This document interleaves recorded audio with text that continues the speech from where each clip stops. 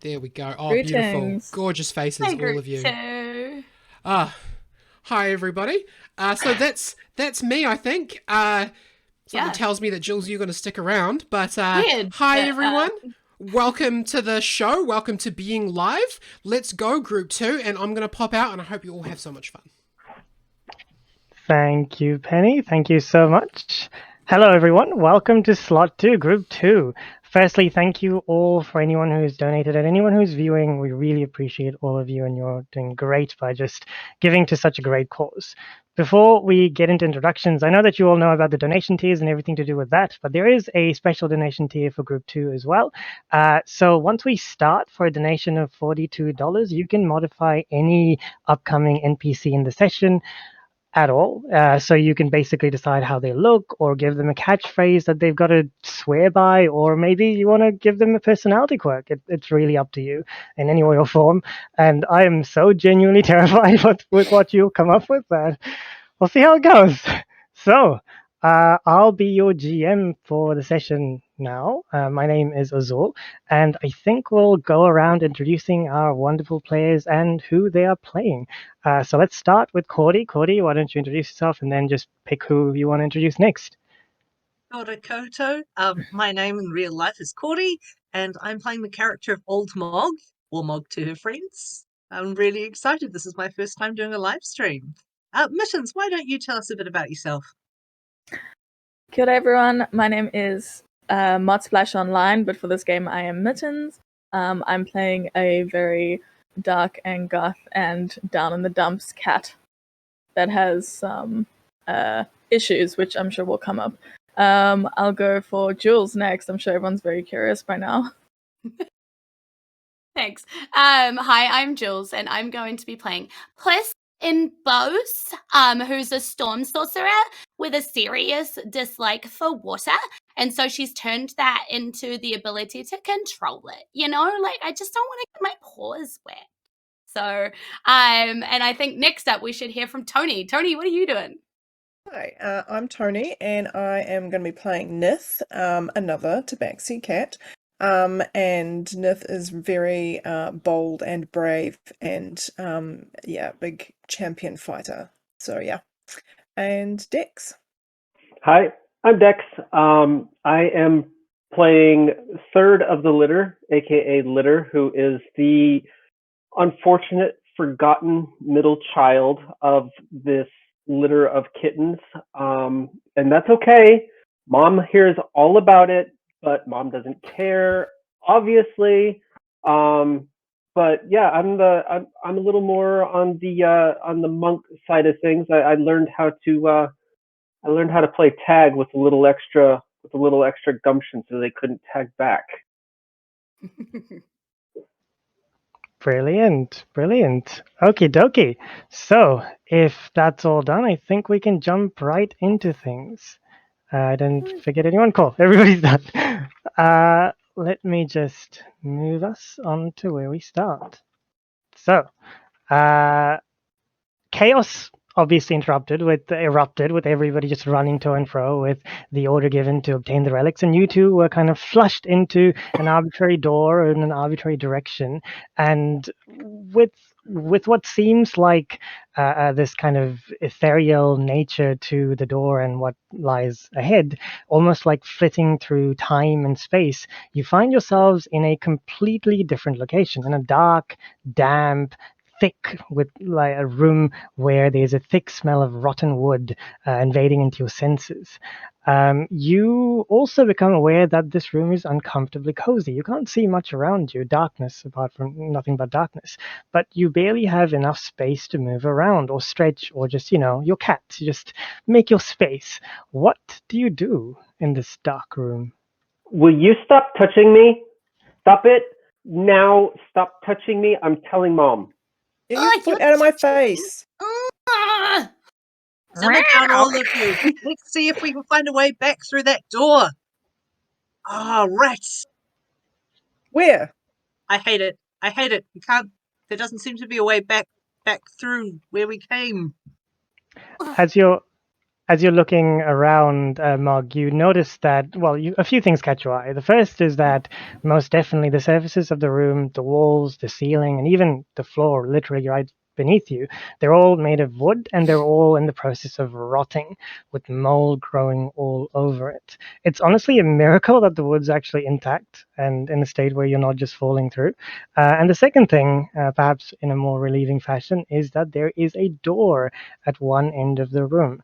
It's barely visible. There's mold covering all the corners and the slits, and even the doorknob just kind of rusted and it's just darkened by the moss, but it's definitely a door. Mm. I'm going to charge my on God, up to guys. it, walk on over to the door, scratch at the door. Does it open? Pretty rotten. I think we could kick this down. Are you What's scratching? Are you scratching at the door or the scratching knob? at the door. Okay. Scratching at the door. Yeah, your scratches go through the door and slits of light start emanating and just kind of bringing light into the room, but the door is still closed. Cool. I'll just Just go rabbit to- kick it now. Nice, Well- nice. What was that, If- Nith? I'm just going to like rabbit kick it with like both feet. Yep. So as you're just kicking, you kick the door, and actually, could you roll me athletics, please, for your roll, Sure. the first roll of the game? Puss in Bows is like, that's like too much effort. You should just like Aw. meow and someone usually opens it. Yeah, that's a natural one, so it's not a great one. So, did you even consider stopping to see if there's a doorknob? Yeah. Idiot. Hey. I'm gonna swat Litta's tail, just like. Yeah, Nith. For suckers. You gotta go tactical. Right? Boots out, stick head round, see if there's any foes, which is exactly what I'm gonna be doing. Down the corridor. Just looking around and Yep. Look left, look right, see if there's any immediate threat. yeah, there's nothing particularly around you. However, as you're just kind of determining what to do with the door, and as Nith is unfortunately failing to kick down the door, just kind of kicking into midair, you all hear a voice coming from outside, a voice that says, when did you even last do the washing? Because I haven't, because, it's been a long time since I've done the washing.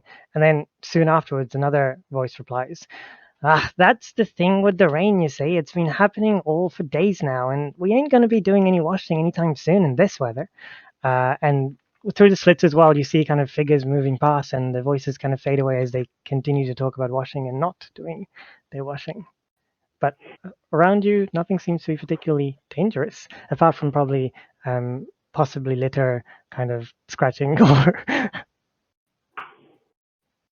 It's awfully prosaic. I'm gonna go like cat stealth mode and start like stalking my way towards the first voice talking about washing. So the voices are coming from outside. You still You have to get saw... the door open. Yeah, Yeah, I Right, didn't okay, open fair the enough. door. I thought we had. Sorry, missed that. Cool. It's alright.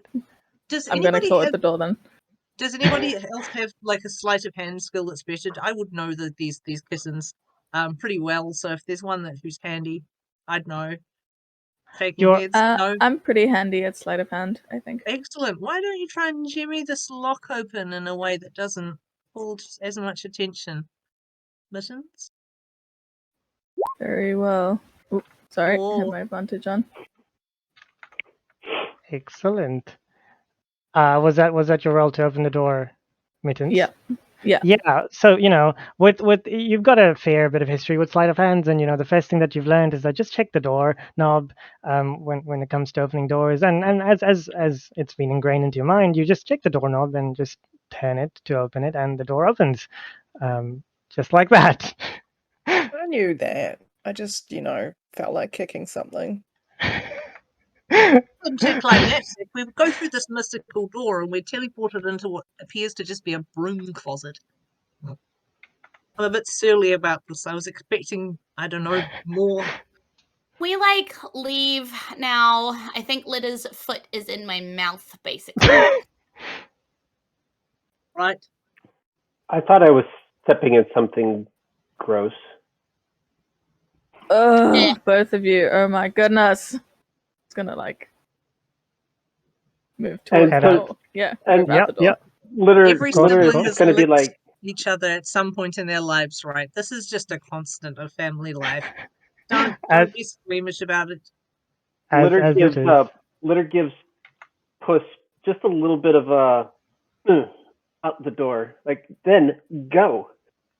Oh yeah, you all walk slash tumble slash claw your way out of the door and find yourselves out in a large village. In fact, the first thing that happens is as you actually find your way out of the dark room, the bright light from the sun up in above in the sky blinds you for a moment, and then your eyes get used to it, and you do realize that you're in the middle of this kind of Victorian-esque town. Looking around, you see that there are a lot of people around you, all running around to and fro, holding parasols or umbrellas or wearing these leather raincoat kind of things as well. You see some school children passing by. They're wearing navy uniforms and Wellingtons, and they seem to be jumping into, well, nothing really, just jumping into something, although looking at it, it's really nothing. They do seem to be aiming at something though as they jump, and whenever they do jump, they laugh at each other and just kind of go hurrah before carrying on repeating. Most of the other citizens around you, they all have wide smiles and seem to be heading towards the town square with a large limestone fountain that's quite visible to you as well.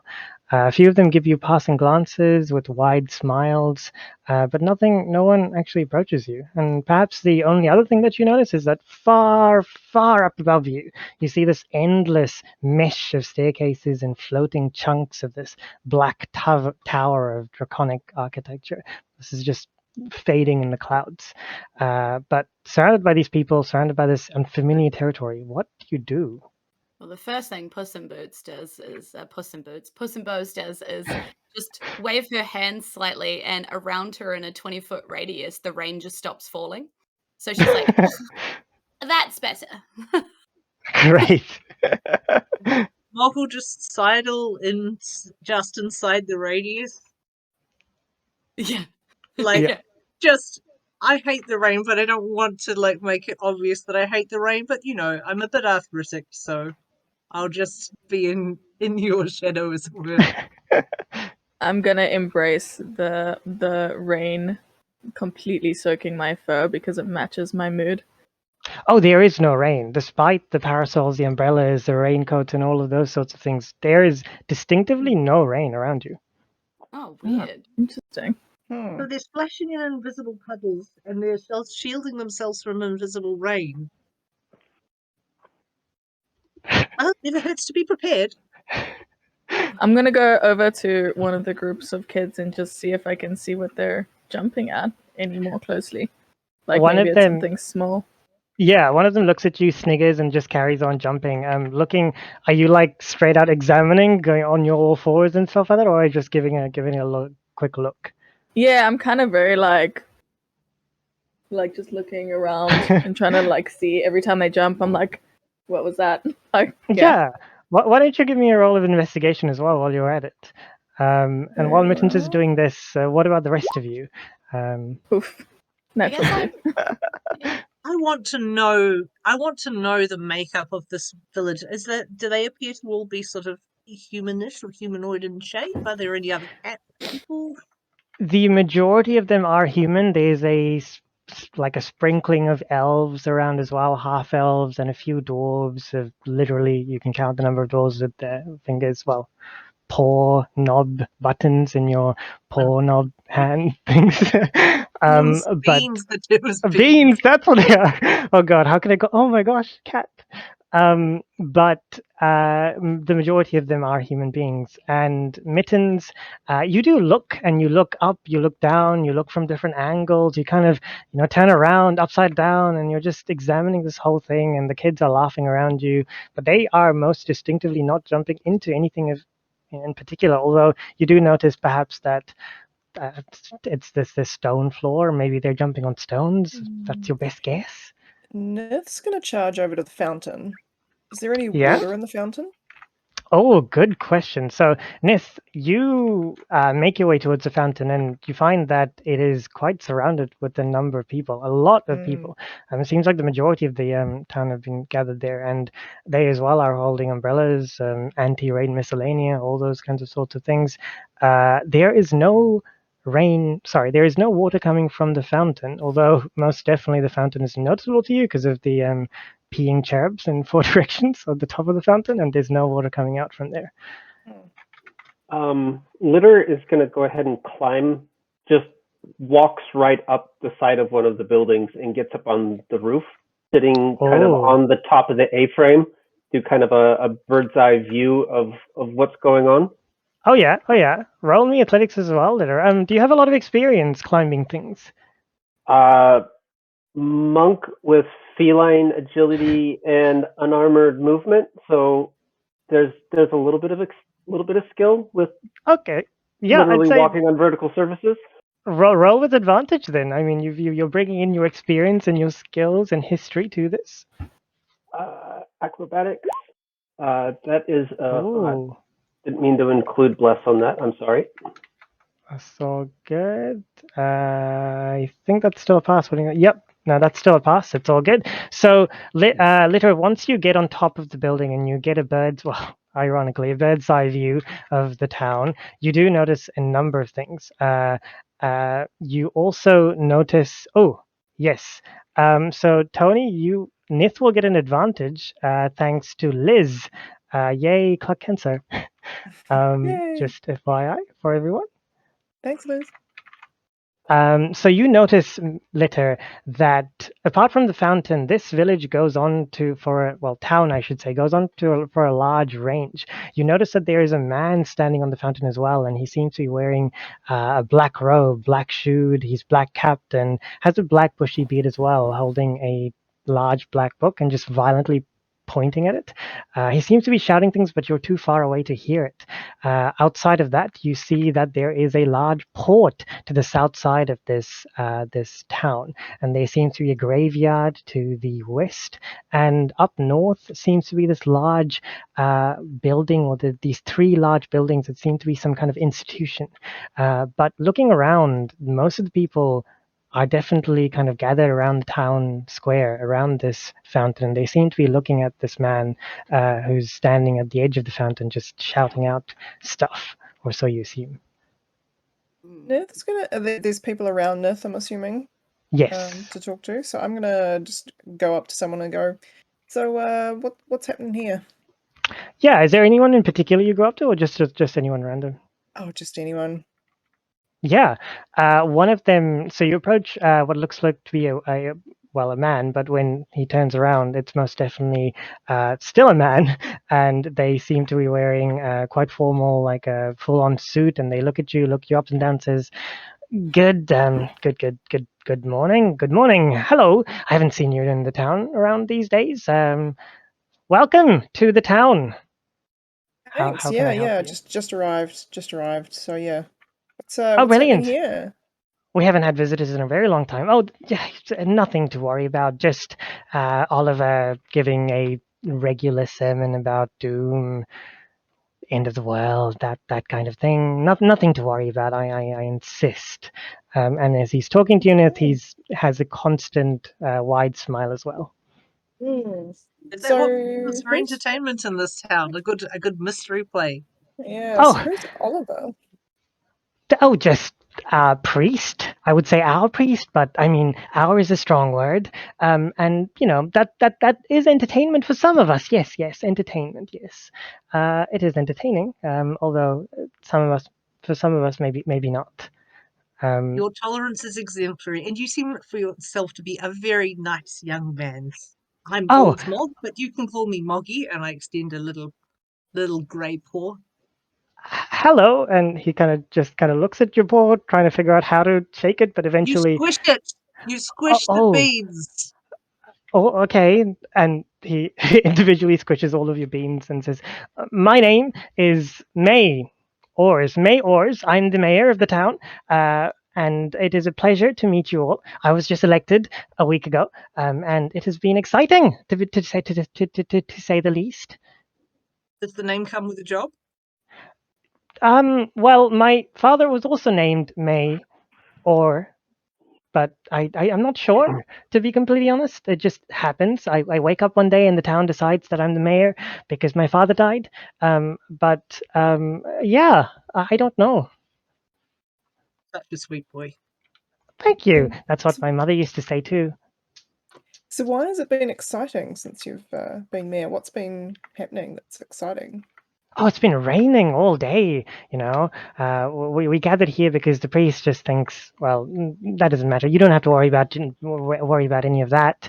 It's just a bit hectic, you know, a lot to do, a lot to manage, and very damp indeed.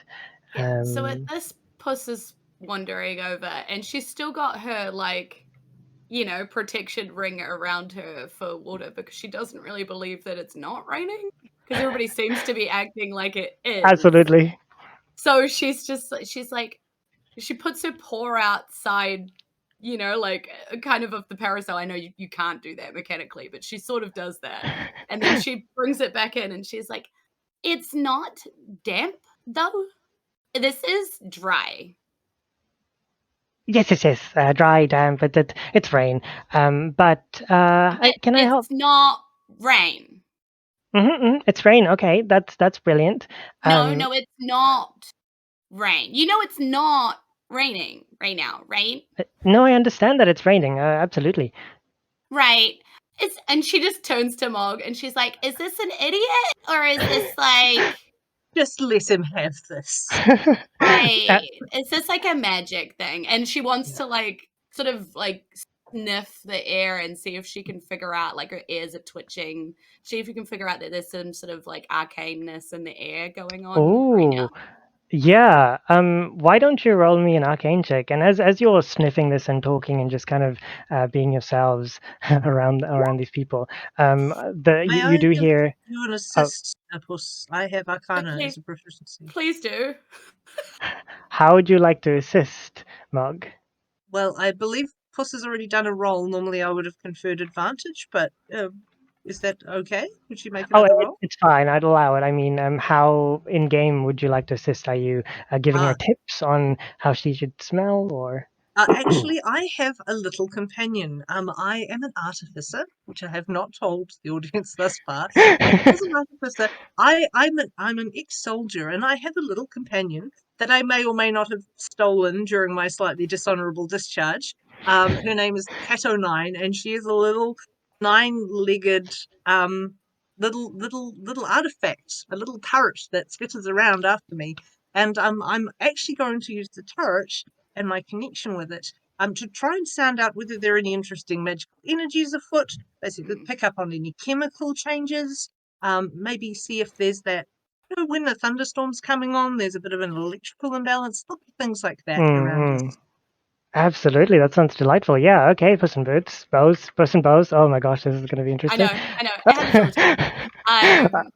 Would you like me to do the second roll? I mean, it can't. Yeah, just do It a can't single be roll. worse Kid. than that, she says. Oh no! Don't jinx Before it. she rolls it. Oh, there we go. Hey! Brilliant. Yeah. So What do I smell? you smell the air, and you try to smell the magic in the air as well. And although you can most definitely distinctively smell kind of this dampness from the air, nothing particularly magical stands out until for a moment you realize that everything around you feels magical. Not just the air, the stones, the sky, the rocks, the people, just everything seems to be smelling very strongly of some sort of arcane mysticism. The And hairs start to almost, rise on my hackle. I oh yeah, realise the intense amount of background magic can't be good, honey. Oh yeah, and just as you're realizing this, you hear the man, all dressed in black, shouting, "See, it's the end! The end is coming, I tell you! I told you! I told you! The fountain confirms it! We need to appease the gods with a sacrifice! We need to appease the gods with a sacrifice now!" And he's like jabbing at his book as he does it. Litter and Mittens, what are the two of you doing as this is going on? I think, Litter, even you hear him screaming this. Litter he's going to start skirting the perimeter, hopping from rooftop to rooftop around, I guess, kind of this way, just popping from house to house just to see if there's other vantage points, if there's anything else to glean from kind of skirting around town while the Doom Speaker is doing his thing. Mm-hmm, mm-hmm. Absolutely. Are you going southeast then, or like? Yep. Yeah. Okay. Yeah. So as you're going down that way, you notice that the exits of the town to the east, it's a bridge that kind of leads into a large forest. But usually with a path that leads out from a town, the path actually goes somewhere. But in this case, the path seems to just stop in trees. There's literally just a whole bunch of trees blocking the path right after the bridge. Other than that, you notice a small girl near the town hall, but not exactly, just around here, just at the intersection of where you're at, Litter. And she seems to notice you, and she's staring at you intently before turning around and walking towards the fountain as well. I'm assuming this building over here that Litter is on has kind of maybe a bell tower or an extra high peaked roof. It's like a small attic thing. Yep. Yeah, Litter would want to be on top of that, sitting almost like we're thinking like cliche Batman style, like on the top, just kind of watching from there. Just seeing the whole town. He's not trying to be stealthy about it, but he's used to not being involved with a lot of things, so he just kind of hangs out over here. Oh, little Litter. Well, Litter, you do feel like you're at the top of the world, looking down at everyone, and you definitely see them quite clearly with your cat eyes. You can see your companions down as well. I believe at this point, given that you would have been talking, you would be much closer to the fountain. Around here. Singing the Carpenters, Top of the world. So Mittens isn't over here. Mittens has like meandered down this way. Oh, okay. What is Mittens doing? Mittens is like just walking around. Mittens likes to go off on his own and be kind of solo. But in seeing, I think this is a cemetery. Is that correct? It is a cemetery. Yeah, cool. So I'm definitely gonna go in there. I feel really at home there. It's nice and quiet and peaceful and dark, and I feel really comfortable. So I'm just probably gonna like take a little breather under this tree. Brilliant. Mittens, are you also looking around there, or are you just kind of? Yeah, I'm looking around as I'm walking, but as I come into the cemetery, I like cemeteries, so I'm gonna definitely. I'm just going to quickly roll a perception check to see whether I can keep track of all these kittens as they start to scatter to the winds. Oh, good luck. 23. That's fine. I think you know you can see Litter up in the sky, and you know that Mittens went in a particular direction. And knowing Mittens' personality, you can kind of guess where Mittens would have gone. Mittens, you're making your home under the tree, pulling at it, kneading at it, and you notice oddly that all of the gravestones, it's just a gravestone with nothing written on it, but otherwise it's a cemetery. Nothing particularly odd about this cemetery. Yeah.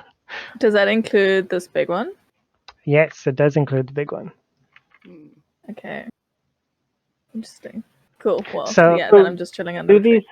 Do these people have like faces, or are they distinctly like featureless? I'm getting this kind of featureless type in vibe going. I just want to make sure that they actually have faces and personalities. Could you roll me an insight check as well while you're doing this? Okay. And we'll see how you do. Insight. It's an Okay. 18. Yep. So they're definitely not featureless. I mean, they do definitely have distinctive eyes, noses, mouths, and stuff like that. Although all of them seem to be smiling brightly. Even the man who's shouting and pointing at his book seems to be smiling while he's doing this. And something about their faces seems to be similar to one another. Litter. They kind of like if you saw them passing by on a road, you just forget about them. There's nothing particularly distinctive about them. Almost like they're cookie cutter faces. But I mean, they are distinctive once you really look at them.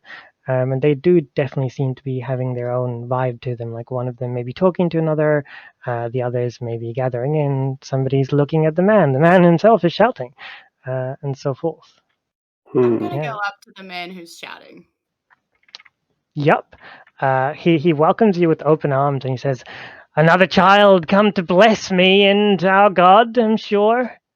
And in true cat fashion, when somebody is yelling, you yell back. And she's like, "No, what's going on around here? This is not normal. This whole place is magical, and you're saying it's all going to end? What is ending? The whole world? What is going on?" Now, child, well, we are all magical creatures. There's nothing to question about that. You are magical. Did you know that? I mean, Yeah, I definitely am magical. Exactly. And yes, unfortunately, we're all going to die. This is correct. Well, how? Maybe you could start with how and put some details on it, because this place seems incredibly detail-less. Well, Litter audibly rolls his eyes when Puss says, "Of course, I know I'm magical." Like everybody, the whole litter just knows. Like, please. Litter can just tell what Puss and Buzz are saying despite the distance. He knows that Puss so well. There's a cough coming from the nearby building. Bull! Bull! And I'm like, "Thank you for your input, Litter." And I look up at the tower. I love this conversation going so far from one another. The man looks you up and down again, and he says, "Well, I gotta admit, I haven't gotten this far in convincing somebody, but I'm actually not sure. We're trying to avoid people dying, the sacrifice and all of that." Right, so what you're saying is, like, people are gonna die because you're gonna kill them to avoid something that you're not entirely sure about what is gonna kill them? Yes. You know this You get doesn't it. make any sense, right? Who is actually in charge here? Tell me, and tell me now. Well, calm down. It's okay. We are all Oh, human don't tell beings. her to calm down. Don't. And like little like sparks start coming out from Puss. They look like little shards of like lightning just kind of coming out from her head. The man Oliver, he takes a step back. He's come off his pedestal on top of the fountain age now, and he says, "I'm gonna go back to the church now. Goodbye." And he kind of just takes a few steps back and starts running. Yeah, she turns around to whoever's around her and like real foot stomping and like arms crossed and is like, "What is happening here? This doesn't make any sense." Yeah. And she shares like what she feels about the arcaneness and all of that. Are you Yeah, this just place is really weird. what is? Oh, sorry. Carry on. No, and it's just saying it's really weird. She has no idea what's going on. Yeah, looking around you guys as well. Not everybody else seems to share your skepticism about what's going on. The mayor, having talked to you, has now started heading away, and there seems to be, apart from the many individuals around you, one person in particular you do get a whiff of, I should say. They smell distinctively like catnip, courtesy of Anonymous. And they look very disheveled. They look quite different from everybody else around in that they're wearing clothes that seem a bit out of place from the rest of the participants, the citizens here. An outsider catnip. in a real company town. I think we should make friends with our fellow outsider. See what they can tell us. Yeah, Can Nif's we heading all smell straight this? towards the smell Yeah. of catnip. Just You can all smell this, Catnip. yes. The soft whiff comes even to Litter, and Mittens, I would say that it's so strong that even you wake up from your little nap smelling the catnip. Cool. Yeah. I'm probably gonna follow the smell as best I can. The woman that the smell is coming from, she looks very nervous. She's literally biting her nails and looking around almost as if she's being followed by somebody. She walks near to the fountain, like looks into it and then looks around again and walks away, like a few steps away, and then walks back to the fountain, looks down, looks away, just looks at you and accidentally catches your glimpse and just immediately looks away again and so forth. She's definitely not normal. Litter at this point is going to do monk things and literally just step off the roof of this building, and like we're talking like Assassin's Creed style, just jump off, superhero landing on the ground, and then start making his way down. And nobody to- saw. And of course, nobody saw because who's paying attention to Litter? Graceful Litter. I'm not even gonna get you to roll for that because I recall, and you've done a lot of these sorts of things, and you do quite. It's a shame no one saw this, like really, and you feel that pang of, but you're proud of yourself at least. Yes. At this point, Litter would look over to Mittens and make a comment. Oh, I see you're a couple minutes late, as always.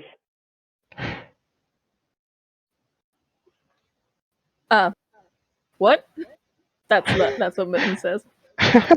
And at this I'm point, you very look focused. over. I'm very focused on the catnip lady, and I'm just Yeah, I was like, gonna say you look over to this lady, and Is she still running Puss- away at the sight of us? no, Puss in She's- Boots is probably she's running at her, going consensual, because she just really wants to just like roll in the smell. The lady genuinely squeals in fright as a wild Puss in Boots just hugs her. She doesn't resist, but she's definitely not reciprocating this. And the rest of you, if you're looking at her face, you can see that she has started crying. Litter I'm can't just help but grabbing- start purring. Well, at least she's not smiling like all the other waxworks here. I will say, I will try and approach her and say, "Good on you for expressing your emotions." Sorry. so about is she right by the fountain with the other guy, or was she around the fountain? Like, She where was exactly just is she? around, walking around. She walked to the fountain and kind of like seemed to do something with it a few times, but otherwise she's just been present around and doesn't seem affiliated with anyone else as far as you can tell, given that she hasn't talked to anyone yet. Apart so from Nith is going to go up and say, Puss, not everyone likes your hugs. I know she smells delicious, but you can't do that. And she's just going to like lift the paws off from around the woman. Yeah, the woman kind of whimpers and crawls away. I'm sorry, she just smells really good. I know. Are you Um, alright, Also, lady? why is she crying? She's literally like on fours, like crawling slowly away from you. But Nith, when you ask that, she kind of turns to you and says, "No, no, okay, bye," and starts crawling again. You also Wait. know it's magic here? What? Do you also know it's magic here and they seem to think it's raining, but there's no water? You don't know? We yes. I mean, no. I mean, you don't. I don't. This is not good. Why are you here? I'm gonna like push my head against her and like rub against her, but with like force. because it's really great. This kind of seems to calm her down slightly, but and she kind of sits down on the ground and looks up at you and says, I don't want to. I don't know what to say. Is this just another one of your tricks? Is this a trick? Is this some kind of false? I Trick. Litter Tell me, is who's litter trick? is up behind Puss in Bose, just kneading her back. Just doesn't even realize he's doing it. It's just triggered by the catnip. He's just Aw. Actually, they're at Um, each other's throats. This is great. Like, bonding, finally. I know Litter's doing something amazingly nice. Yeah, Litter, she definitely comes down to this because you can feel her, the tension in her back kind of reducing, and she takes a few deep breaths, and she then looks up at you, Puss in Bose, because you're kind of the person who seems to be talking to her, and she says, you don't understand. This is not okay. If you're here, you won't be. This is all a. And as she's as she's talking to you, she kind of stops, looks at the fountain, and then she just glitches out of existence. I'm gonna like start and be Disappearing. like, And I think we all kind of tumble because we've all been She's, like, slowly literally on it. pressing towards her, like kneading her and stuff. And we're all just Yep. like, just a ball of cats. Wait, I want to try something. Simulation! I'm still here, damn. what just happened? Silence. She called its bluff. Whatever's running this company town, this magical monopoly, whatever this bloody scam is that's going on in this village, she called them out on it, and the system. If we Litter- call him out on it too, maybe we get out of here. and at that, Litter points kind of over his shoulder towards the bridge to the northeast-ish. Mhm. It says, well, we can't really go anywhere, and he points down the road over the bridge to the fact that it just dead ends into forest. It's like, we're not going far. Well, I Somebody wonder in what the- happens if we actually go there. Like, can we Yeah. get through the trees? Like, should we try it out? I only Somebody- saw trees, and maybe it's the fountain, and tries Should to we- push one of the other cats, the one that's closest, tries to push into the fountain. I reckon it's one of them big buildings up the hill. That looks like a base of operations if ever I saw one. I'm gonna I've seen I'm stuff like gonna- this. Mm. I'm What's gonna that mean? lick. I'm gonna like lap a lick of water from the fountain, just like Well, firstly, Mittens, you will have an inspiration for use, courtesy of Gray. Thank you, Gray, for future whenever you want to, I suppose. And Mittens, you know enthusiastically go to the fountain to lick the water, and then realize that the fountain is empty. There is no water. In fact, the fountain is nothing but like. Well, do you look around or? yeah, I guess so. I'm like if I lick and there's no water, I'm gonna be surprised, and I'm gonna look at where all the water went. Yeah. Is there water in the river? I'm gonna run over to the river real quick. Okay, I'll be right back, kids. But I've got to see. Is there any? We could have a serious problem if we stay here. We might die of thirst. And with that, Mog, do you just run off? No, I'm going to leave my little turret behind, and then I'll scoot to like the nearest water source. Yeah. Yep. So while you're running, and Mittens, you're looking into the fountain, just trying to search for the water. You notice at the bottom of the fountain that there are these what looks to be lettering, like words of some sort, but you can't make out what it is because there's a whole layer of dust kind of obscuring the majority of the words. Meanwhile, Mog, you just beeline it towards the closest source of water, you can actually smell like the familiar, distasteful smell of water. And I'll say that you go exactly where you go. In fact, further to the corner, just off there, and you see looking down that there is a river with water, just a calm, steady river. What did both of you do? Or carry on? I'm gonna climb into the fountain and I'm gonna like pour away all the dust as much as I can. Just like Yeah, Nith will help. I'll just come report back. I'm pleased as long as we've got a means of survival. You know, I'm a bit less terrified. Did you Yep, touch yep. it? Is it real?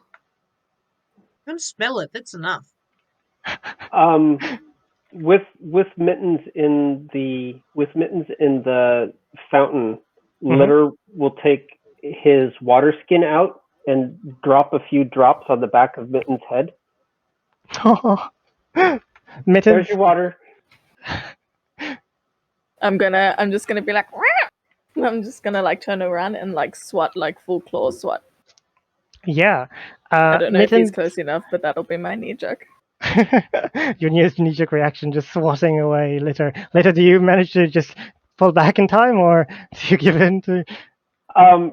Geez, I mean, Litter is definitely not nearly as strong as Mittens. Mittens is definitely the bigger butcher of the two, and Litter just kind of yips and steps back, like he got caught doing harassing his sibling, but that's about it. I'm gonna go full heckles and just go towards He Litter. knows you don't go to the back of the neck. Like, that's the worst. That's where the flea treatment goes. Don't mess I'll with leave you it. two alone for 1 second. Okay, there is water. So whatever's going on with this plumbing in the city and the fake rain and whatever, it isn't actually affecting the river. So it must be I reckon there's an illusion. What we have is a place, maybe a wilderness. Remember that room was real rotten? So this is maybe, I don't know, something over the top. Something that's been put in here. Like Something a- over the top. What about Like- that? Yeah, where the no rain is coming from. Well, we Would can you- get up the hill and maybe see how high we can climb. Or those, like, weird metal, like, walkways up there? I was thinking Hey. more like the church steeple, but I mean, sure. Puss, you're good with magic. Would this be like an illusion or like an enchantment? What I Well, was I mean, thinking. the whole place is magic, so it's entirely possible that we're living in an illusion, baby. Then Yep. turn it off. Well, I can't do that. I have to find the person who cast it and then mess with them so they turn it off. Oh, always an Yeah. excuse with you. You're the one that's supposed to know the magic. Why don't you ever know the right magic? And she, like, her, like, hand, like, you know, like, is sparking, and she's like, just try Litter, me. Just be try good. me. I'm afraid I So- don't have any dispelling spells. I'm more of an offensive caster. But I reckon getting up high is a good move. You know, when What- you fortresses are always on the high ground. Somewhere in those 3 buildings. That's where I reckon our mastermind might be. While this conversation is going, Mittens, you're still in the fountain. Do you end up what do you end up doing? Well, we poured away the dirt that was partially obscuring the words, so what do we see? So you pour away the dirt and you start reading the letters, right? And the letters form words, and almost like flitting through time and space, you find yourselves in a completely different location. It's dark, damp, and the thick smell of rotting wood immediately invades your senses, and you'll suddenly become aware that this is a room. This room is uncomfortably cozy. You barely have enough space to stretch and to move around, and you're cat, so you kind of want to stretch around and just move around, right? So what do you do? Did we both go there together? Did me and Nith go there together? All of you find Just- yourselves here. Oh, all of us. Oh Oh. wow. Okay. I'm Does it- gonna start like kicking and trying to stretch and make space. Be like, move. I'm just gonna try and kick the door down, like full on. Not scratching this time. I'm gonna actually go, what the F is this? And just I'm gonna 1 try and foot in the door. just barge through one of the rotten walls on the side, like not the door. I'm just gonna go like hard left and just be like charged. Yup. Roll both of you. Both of you roll me athletics checks. That's better than my nat 1 first time. Oh, nice, brilliant. I think both of you succeed. So, Nith, how do you break down the door? Did it just kick or like? Just 1 foot up and just kick sort of right by the doorknob. And how Just about you, Mog? burst it open. So brace shoulder, bring it down, and just shoulder barge my way through.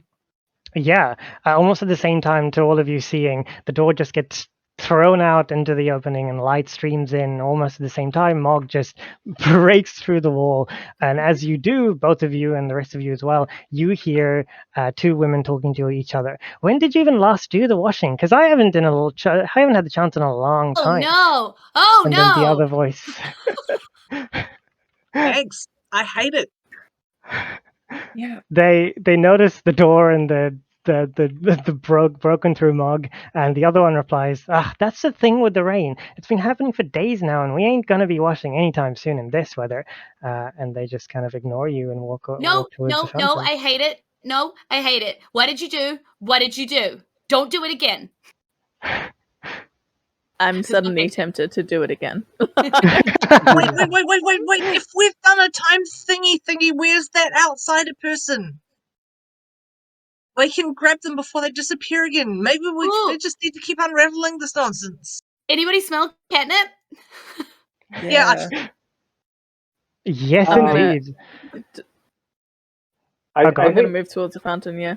Yeah, litter is hot on Mitten's heels back to it, and basically on the lookout for catnip lady. Yep. Yeah. You rush through the crowd and you find yourselves back to the fountain. And indeed, it seems like the man's just getting up onto the fountain and just preparing himself, taking his book, looking in. The mayor's there as well, talking to somebody else.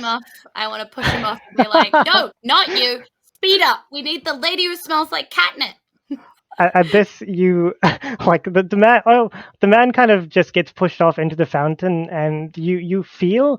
You almost feel like you hear a splash, but then you realize that no, it's definitely not the sound of a splash.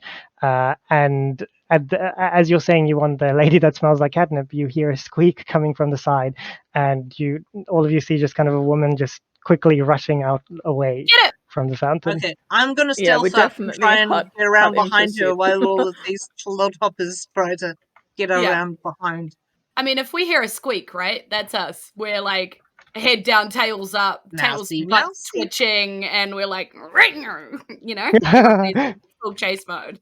Yeah, you don't even really need to put much effort into chasing her because she's basically just tripping over herself, just trying to rush away kind of thing, but also trying to not make everybody look at her, inconspicuous and that sort. So very quickly you find yourselves literally a few feet behind her, enough to stop her if you wish. Please tell us what's happening, because that was really weird. I don't want to end up in that really small room anymore. She's going north, by the way. FYI. Yeah, I'm gonna sort of grab her by her, like, back of her clothing, and yeah, just please tell us what's going on. What? Oh, wait, it's you if she again. gives the game away, she might disappear. Wait, again, nice. Okay, get my grizzly old cat face up in her face, and I'll just be like, just nod once for yes. Time loops. What? Who are you? I mean, well, I thought what? I know you, right? We're outsiders, like you. Like me? No, But I can't help you if I don't have answers. Something. Where do we start looking? How do we undo this? Undo what? I can intimidate if you need her to. Do you want to intimidate? I kind of do, yeah. I kind of want to go with private detective, and if she's intimidating, I'm definitely gonna help with that. Yeah. Oh, brilliant! How are you helping? I'm kind of like a muscly cat, being the barbarian that I am. So I'm just gonna like kind of puff out my fur a bit on top of like the stance that's just like full on as strong as possible, and then just like dead stare. I love yeah. that. Excellent. Yeah. Thank you for your service. And I will now roll 21. Not bad. oh, that's brilliant. Yes. Bad cop and So worst cop. yeah, she cowers before you and just starts just talking in a stream of words, and she says, I don't know what you're talking about. Okay, I'm here and you look familiar, and then it just happens again, and I just don't know what's happening. I feel like I'm dreaming and waking, and then as she's talking, she starts fading and glitching, and like bit by bit, she just becomes nothingness. Stay with me, damn it! So Okay. she's aware of what's going on, but as soon as Let's somebody just- comes across a clue, they seem to get taken back, right? It's Maybe so we much should a we. either just walk around the whole town or go to the buildings. What? Yeah, I feel like do we you need to guys find like clues. Like we sort of know there's something going on with the fountain, but we went there and it just brought us back. So maybe try somewhere else and see if we can find a thing. What if we reset it again?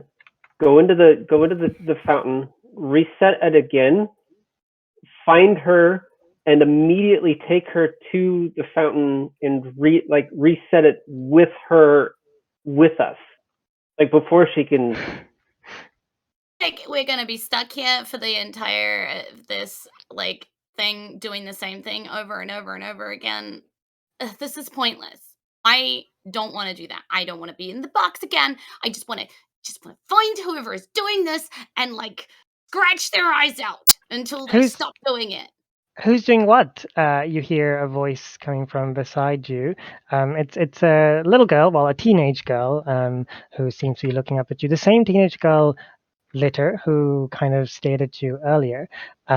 She's wearing like a blue top and like trousers, like beige trousers, and she's got a pendant around her neck as well, like a small circular orb-like pendant, with like a thin line dividing it in half horizontally. Like, and the top of the orb is red, the bottom's white, and there's like a small circle in front of it as well. And she just kind of tilts her head and says, I'm sorry, you wanna gouge somebody's eyes out? That's not nice. Well, I don't like being in a box. If I get put back in the box again, you're gonna see exactly how I feel about it. No, we're not in a box, we're in the town. This is my town, this is my home, and this is a really nice place. See, everybody's smiling. And she kind of arbitrarily points at people who are all smiling. And like What's it she called? looks at What's her the and she's town's like, name? It's called the town. Right, and what's your name, my friend? My name is Carol. And Carol, how that's a long have lovely you name. lived here? I'm Old Mog, but you can call me Mog. Hello, Mug. I've lived here for a while, all my life, really. I was born here, and then I met my parents here, because, after you're born, you meet your parents, eventually, when you realize that they're your parents, and I will go to school here, and what else do I do here? I run, I play, and she kind of just trails off, listing things that she does. Meet your parents pretty soon after you're born, right? Like you pop out with all of your siblings, and she gestures around her. And then like your mum is there to like lick you in the face and make sure she gets all the guff off your face, and then like feed you. That's how that works, right? Right. Totally. Yeah. What's the nice pendant you're wearing? Litter is playing with the pendant. She's just like tapping it. Yeah, she doesn't seem to mind, but to Eunice she says, "Oh yeah, it's my dad gave it to me."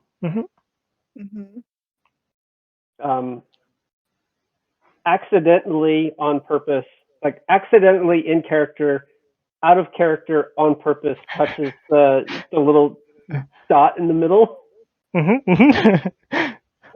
You feel it almost giving way, but as it does, she kind of moves very slightly and pulls the pendant aside as well. And she looks at you and says, "You clearly like it. Do you want me to make you a pendant like this as well?" I'll go on. Yeah. And Litter just nods. Litter's like, "I'll trade you," and holds out the top hat that he's been wearing, that he got from unknown means in previous escapades. That is a cool hat. But no, I can't give you this. This is well, it's mine now, but it was from my father, and he found it, and it's quite important. And, that's kind of sad. Like, why would I? You're mean. What does your dad do? Well, currently he's sick. He does that full time, and he is, yeah, that's basically it. Can we Does meet your he dad? does he No. take visitors? Sick people get, it's hard being sick. Good to have friends come visit. Yeah, it's hard, and no, you cannot meet my dad. In fact, I would advise against it because he's sick, and you don't want to get sick, do you? Hmm. See, where do you live? Over there, and she points at, well, she points north, literally up north towards kind of this direction, if you can see. Cool. Uh, And your dad, is he like in a hospital or something? Sounds like No, he's at pretty home. unwell.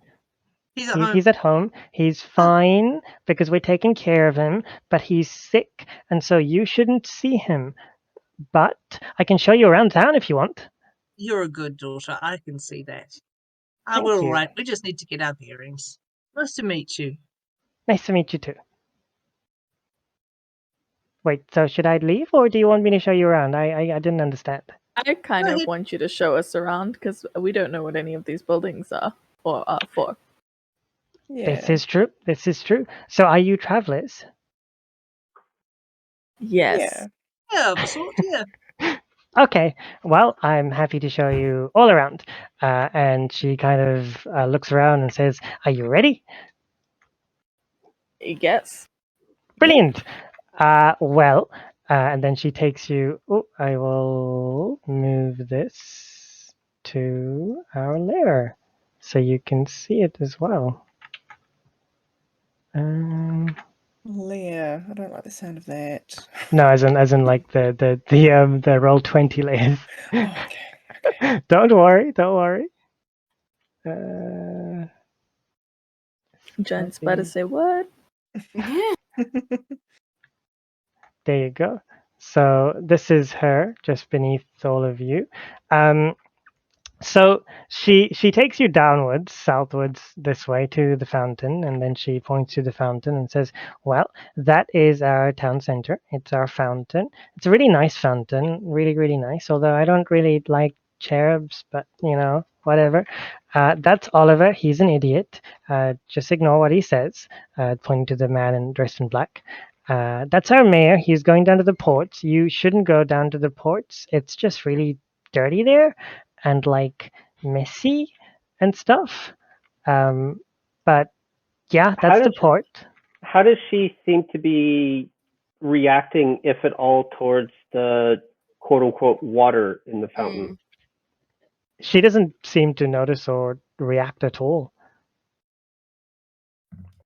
Litter will put his paw into, I guess, what would be a reasonable, where the water level would be should it be running. He kind of puts his paw in and swipes it towards the girl as if like trying to splash her with this water. Do you do this when she's looking at you or when she's not looking at you? She'd be looking at the dogs, right? And talking about how they're messy. Yeah. Yeah, he would try to do it subtly, but he's probably not quite smart enough to not. He's used to harassing his siblings, but he's always gotten caught. So, yeah, she might see him. I guess that might be like probably be a sleight of hand versus. Yep. If you, yeah, sure, okay. Let's make it a sleight of hand check. She is explaining as well, so you can roll an advantage. She's not particularly looking directly at you or paying explicit extension to you. Oh, thank God for advantage there. Cool. Yes. So you just do what you were doing, and she doesn't react at all, and she doesn't even notice you. She's just going on pointing at things, and as you're doing this, she's pointing to the east and saying, "That's our cemetery. It's a sad place. I mean, you can go if you want to, but like it's a sad place, so maybe don't go." And then she starts walking in that direction. with all of you following her, I imagine. Yeah. Litter will kind of exit stage left and start following the mayor towards the docks. Ooh, okay. Yes, we will jump to you soon. She moves on towards the graveyard, and then she points to one of the stores and says, "This is the best bakery ever, by the way. If you want bread or anything baked, this is the place you come to." And at that point, you see that there's an old lady at the bakery who says, "Hey, Carol, good morning." And she responds, "Good morning, Olivia. 20 loaves of rye today?" 20 loaves of rye, all right. It's Saturday after all. How's your pa? Still ill and unwell. Let's not talk about him. To I which think they are gone. Puss and Bose at this point, like, messages Mittens, and just says, "This is screwed up. Did you notice she didn't even like react to the so-called water that hit her? Did you see that? This is like something is super not right with this chick, with this world, with everything." He's in on the game. I want to meet this dad of hers real bad. I'm sure he got some splaining to do. I'm gonna like message received. I'm gonna like sniff her suspiciously. I'm just gonna be like, "Oh, hello." And she kind of just uncomfortably like, "Should I pet you or should I not?" Kind of, Yeah. hand up and down kind of vibe. if she does pat me, I'm gonna react badly. Well, in that case, do you react badly when her hand kind of nears? Yes, I'm just gonna be Okay. She takes her hand back like and like kind of, ears flat, like head away. Yeah. yeah. And she just kind of takes a step and says, "Sorry, I didn't mean to do that. But yes, this is the best bakery ever." I'm gonna ask her, has she ever like played in the fountain or drunk from the fountain? I'm just gonna try allude to like the water in the fountain semi subtly. Well, it's really, really bad. Who would? Oh, don't tell me you drink fountain water. We've got like actual water for that, like in cups usually. But have you ever played in the fountain? I mean, maybe as a Like- kid. It's been so long. I'm a grown person. Do the kids still play in the fountain? No, they tend to avoid it. They prefer the puddles. What puddles? Like, that's it. Like, Puss and Bose is done. And she's like, "What Cannot puddles? be contained. What puddles?" And she just like is mad. Do you mean like what is a puddle? Because I mean, I don't see any puddles here at the moment. No, I mean that the kids over there are like jumping in nothing. They're jumping in nothing. There's nothing there. There's no water in the fountain. There's no water in so-called puddles. It's just depressions in the ground and just an empty bowl that sends us back into the box. And I go back. I'm gonna start singing my calm down song to Puss in Bose. I'm just gonna be like, soft kitty. She's just like petting herself and just like. The static must be unbearable. Carol's kind of taken aback by this as well, and she says, "Well, I mean, like." And as she's saying this, the baker woman who's talking just says, "Hey, Carol, good morning." At which point, Carol just kind of snaps towards her and says, "We already did that." And then there's a moment of pause as the baker woman kind of still openly smiles at the girl, and she turns back to you all and says, "So shall we go on in the tour? Shall we carry on in the tour?" There is no point continuing with this tour, lady. Oh. Liar. Because everybody here is like programmed to say the same damn thing and there's no water here. So tell us what's going on right now or this is going to get really painful for you. If I was programmed to say the same thing every single time, could I say oogla blue blah blah blah blah blah? And like Ooh.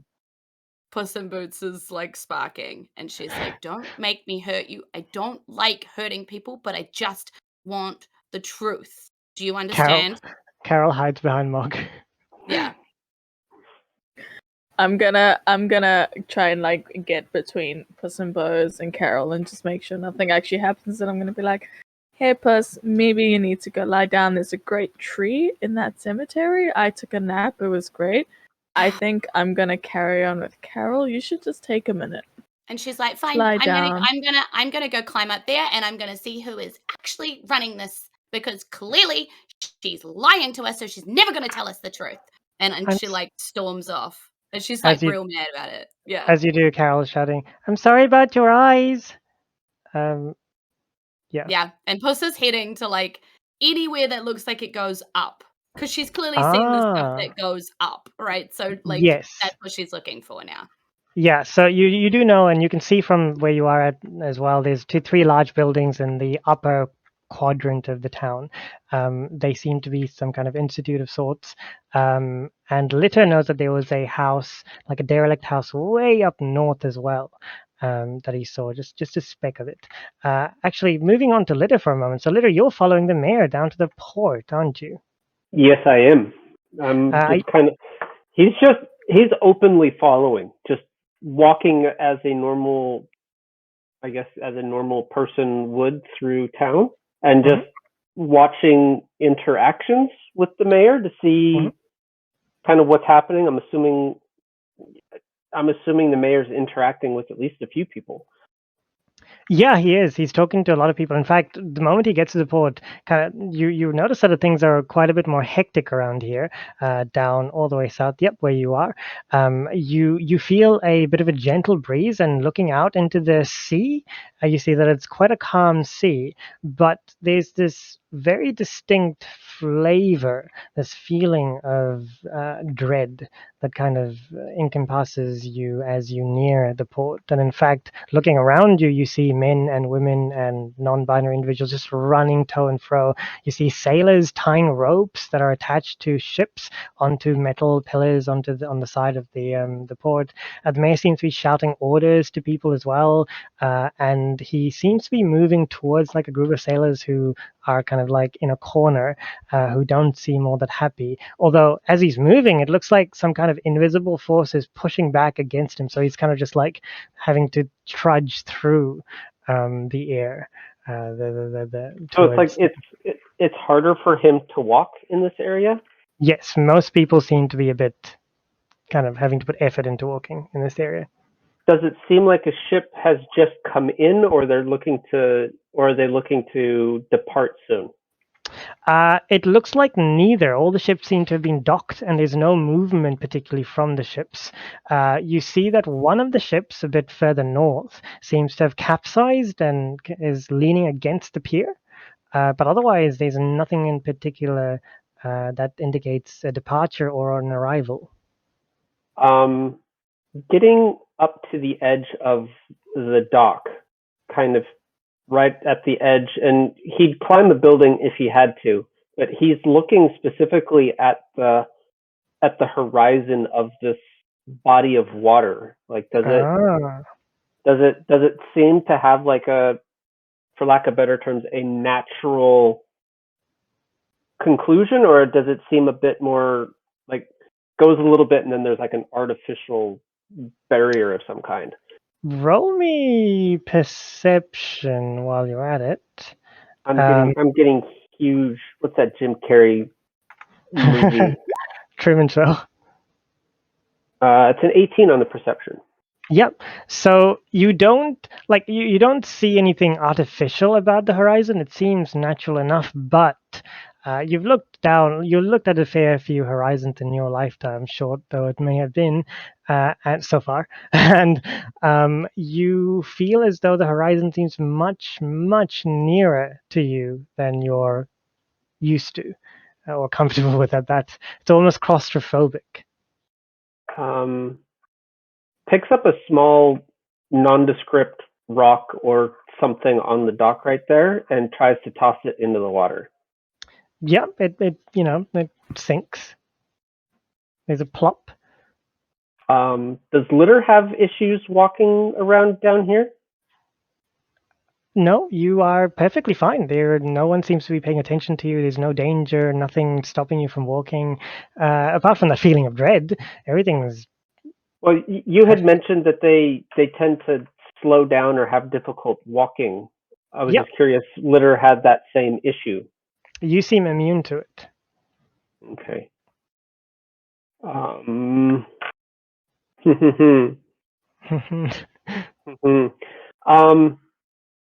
Litter will kind of try to figure out where the rest of the party is, and will head kind of a northwesterly direction.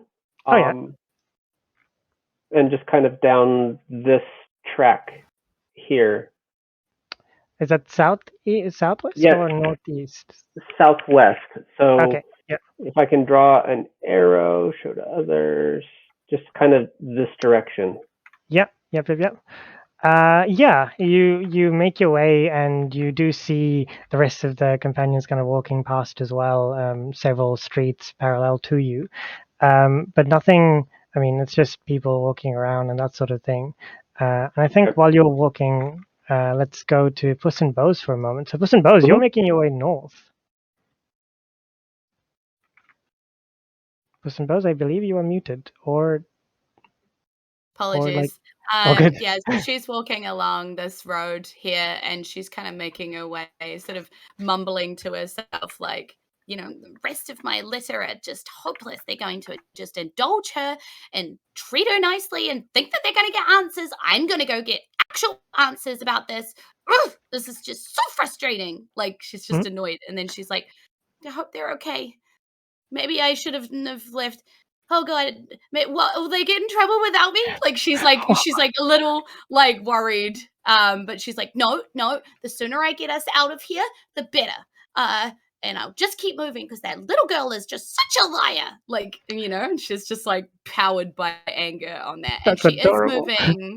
She's moving as far away and as far up as she can. So cat. Yeah, like, so I think she's heading towards that weird abandoned, like, gross-looking place. Or yeah, I think when you get to the intersection, the first thing you notice is that there are 3 arrows pointing, signs.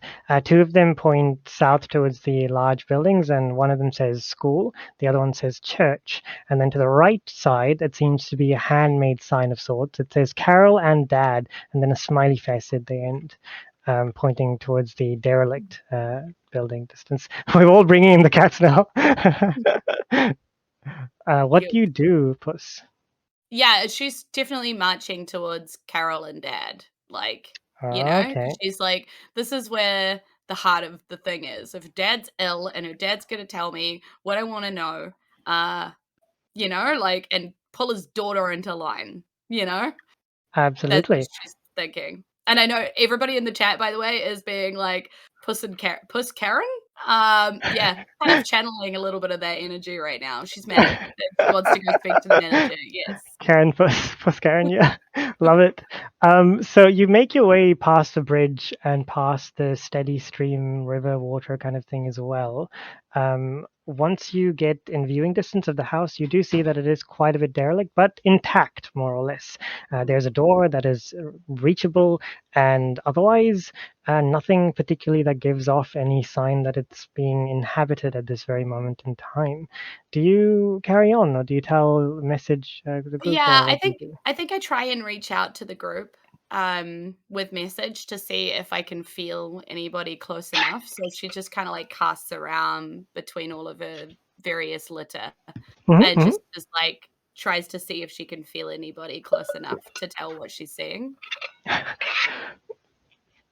Who do you message or tell? Or yeah, I think she probably again, it's probably Mittens she's most used to messaging because they have like this little like sarky stream of chat going on behind everybody else. Like, everybody else is doing stuff and we're just like and behind. So yeah, she's probably like, hello, is this coming through? Hello, I found the mansion where Carol and their dad live. I'm should I go in? Should I wait for you? Can I respond to that? Ah, cool. I'll be like, go in and I'll keep her busy on this side. I love a bit of drama. Nice. Oh, yeah. So, Puss, do you carry on into the house? I guess is the question. I think getting permission from the rest of her kittens, she would nod to herself and steal herself up and head in. Yeah, you walk at the door. You walk to the door and you turn the knob and you walk in, and completely unrelated, totally not connected at all. Mittens, after a few minutes after you get the message from Puss, you see that Carol kind of perks up. She's been talking about how lovely her school is, and how she goes all the time, but currently it's school holidays and there's no one who's going to school, and in this area at least. And then suddenly she just stops mid-sentence, perks up and says, you guys are great and all. I just need to go to the toilet. I'll be back. I'm Soon. gonna be like, wait, what? Tell me, I need to know about the tombstones What tombstones? in the graveyard. Okay, I'll show you the tombstones, and then I'll go to the toilet. Yes, I'll just point them at them, and then I can go. Cool. Okay, come with me. No, I need you to tell me about them. Yeah. Okay. Yep. Let's go. Come. And she kind of starts running literally towards the tombstones. So, Puss, let us tell everyone, including you, what you see. So once you go inside the house, you find yourselves in a completely. I hope Matfash is okay. Well, yeah, completely empty room. good. Apart from two doors that seem to lead into other rooms. Do you go forth or? Yeah, I think I'm like listening really carefully to see if I can hear anything in here, like that would lead me to go one way or the other. Nothing at the moment. No. Okay. Yeah, then I'll keep going. I'll just try one of the doors, and I do that very cat-like tabaxi thing where we scratch on the door for a little bit first, and then and then push it open if nobody says anything. The meow echoes through the room, and you push it open, and you find yourself in another dark room. However, you definitely, distinctively, in this case, start hearing what seems to register to you as some kind of low, hollowy whisper. It's coming from one of the two doors in this other room. Okay. I message again. This time I reach out to one of my other kittens. Yeah, probably Nith. And you hear like in your head, okay, I know Mittens knows. I'm not sure if you know. I'm in the creepy castle, and there's noises. So I'm scared. And then Okay. Yeah. Do you want me to come? maybe. And she casts it again. I don't really like being away from my kittens. I know I'm mean, but I love you all. Oh. Okay. Don't worry. I'll be there soon.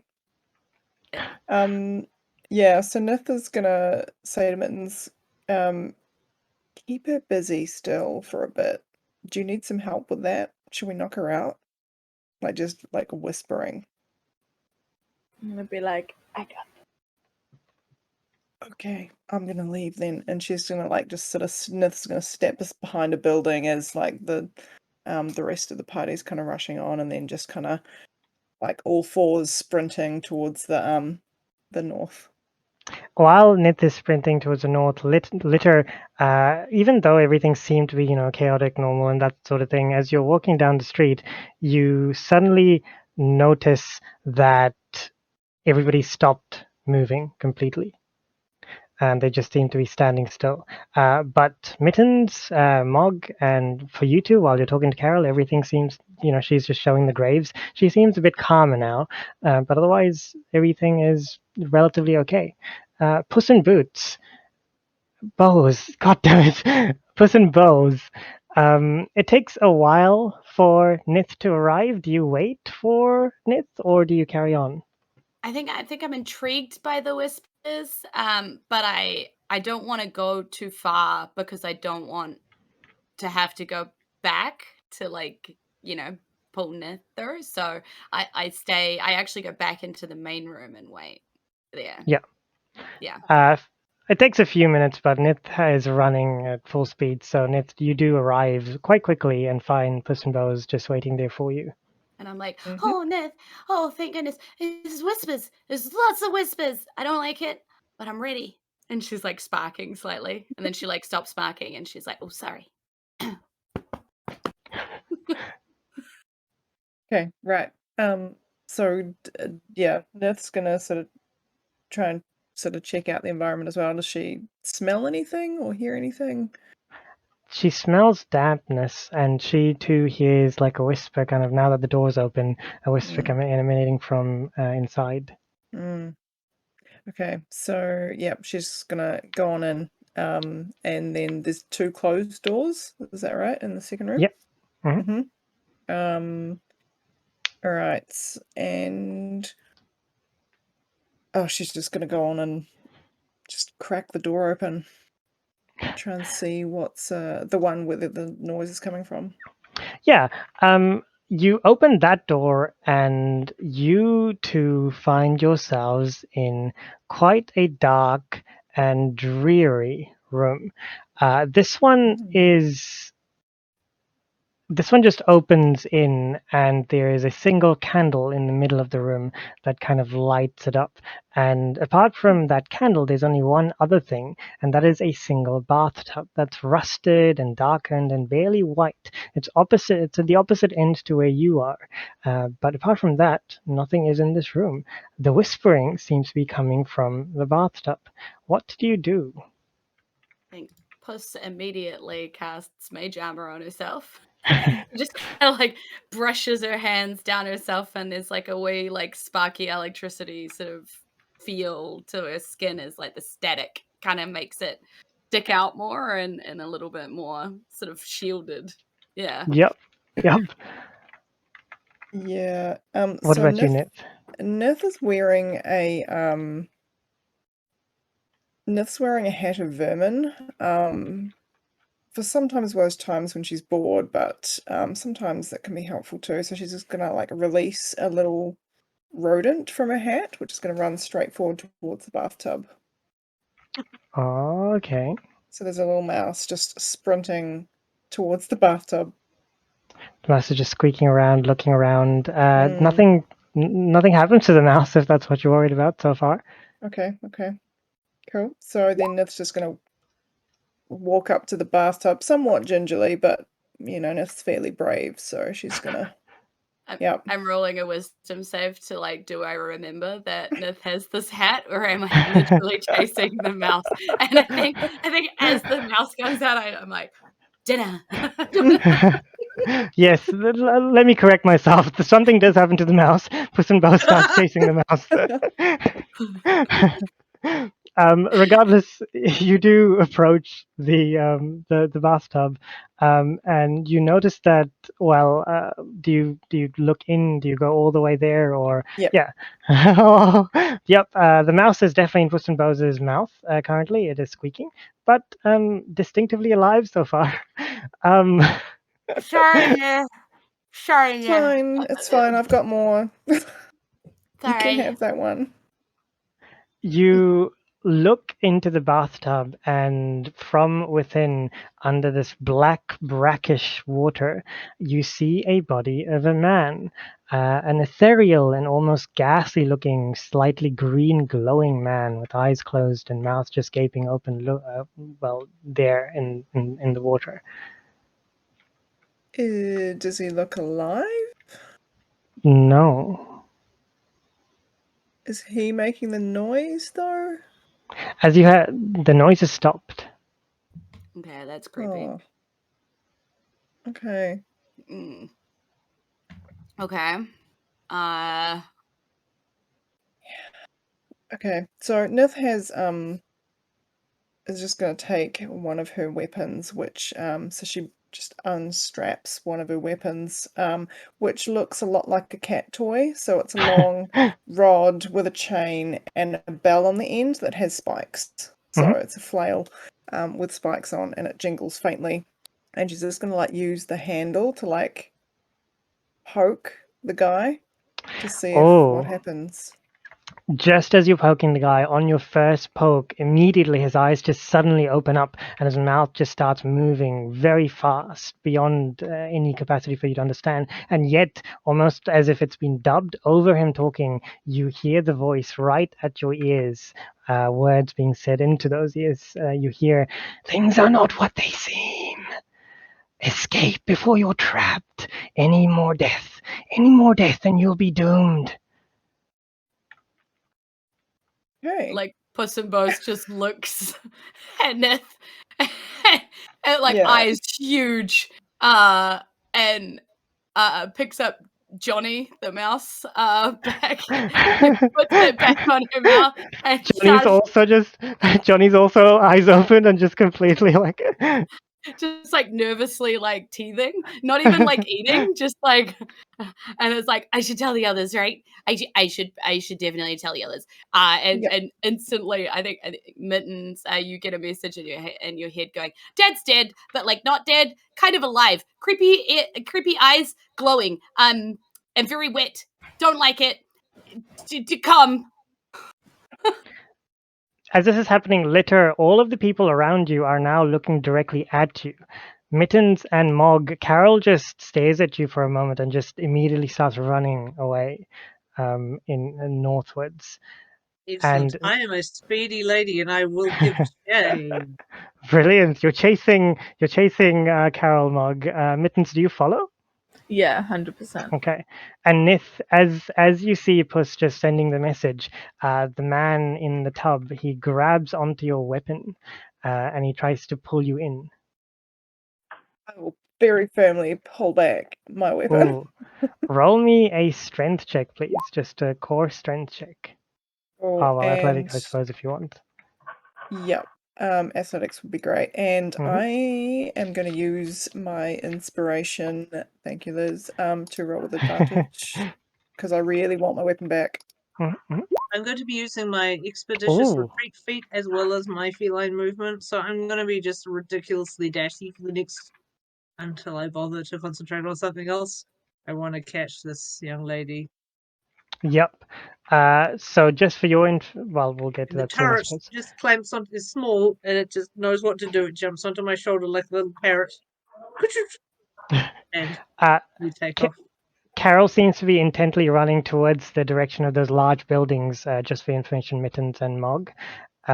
Litter, let's move on for Litter. Litter, what are you doing as these people are just staring at you? You were within distance of seeing Mog and Mittens just run chasing somebody who you didn't see. Mittens takes his quarterstaff and pops it on the ground like a walking stick. He hits it to the ground firmly, releasing one of its magical effects. This is the Staff of Bird Calls. When he does this, it unleashes a loud, screeching eagle cry, just to see Ooh. kind of what they do. Like, do they just? He's watching for a reaction. Like, They all seem frazzled, like as in their bodies kind of tense up, but their faces remain widely smiling at you, and they take a single step forward, all of them at the very same time. Towards you. Not creepy at all. the hairs on the back of his neck and down his spine to his tail start to stand up. And similar to Mog, without needing the help of the spell, can burn a couple key points to bonus action dash. And again, with the feline agility, can double speed. So I think with all of that combined, it's 50 feet base movement, dashed, feline agility, so that's 200 feet per round. I think, yeah, you're so fast and just leaping through them that you could easily make it to where Mog and Mittens are as they're running past Carol if you wanted to. I mean, some other direction. His eyes are fully dilated. His ears are laid back. This is literally Zoomies mode. Like just all four and just go. Are you going to Mog and Mittens or in a different direction or? Towards Mog and Mittens. Yeah, two of you notice Litter just zooming towards you, intent, and if he carries on, he may actually just crash into Carol. And as this is happening, on the other side of the town, we have our dearest Nith and our dearest Puss, who are now being protested against by a corpse person that is pulling Nith's weapon down. However, Nith rolled a nat 20, is that correct? Nat 20, yes. Nat 20, Yes. damn, Nith. I want my weapon back. Yeah, how do you like? Do take the floor. Like, how is this? How do you manage this? So just like full on, like all paws braced against the bathtub, just yank at the rod and sort of do like a backflip and land with it braced to like, don't you dare take my weapon from me. Oh yeah, it's so good to see, and you just land on your feet and you say you're holding your weapon, and attached to the weapon is an arm, but hey, you've got your weapon and it's there in your hands, and it's brilliant, and everything seems to be going okay for you. At which point, the two of you hear the voice speaking to you again, and it says, do not trust her. If you trust her, you will not survive. The church remains the church. The church has the answer. Don't trust. And at that point, you all find yourselves as if you've moved through time and space in a completely different location. It's dark, damp. The thick smell of rotting wood immediately invades your senses, and you become aware that this room is uncomfortably cozy. You barely I- have enough space. Can I see any kind of light coming through any of the walls? Like, No, all of you find yourselves here. You recognize each other all around you. Nothing around you. There is still the door that you recall breaking down, but it's back to how it was now. Litter curses, and he's just like, cheese and mice. What did you do?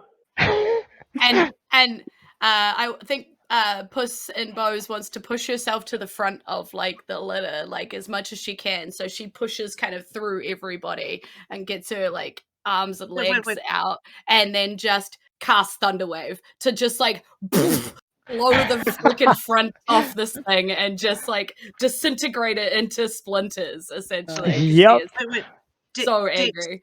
I have this thought, which is I cast a spell and that has a duration of 10 minutes. It's concentration based, and you used your key. Do we feel like either of those effects are still going? In other words, has time not passed for us, or have we literally been reset? And I'm curious to know these things. Like, are For we you carrying to- forward in time For the while two this of goes you, down? for the two of you, and in fact for all of you, your spells are still active in the sense that time is passing linearly for you. As you're realizing this, immediately there's a clash of thunder as all four walls, or most of the whole thing just explodes outwards. There's shards and splinters just all over the place. Could you all roll me a dex save, please?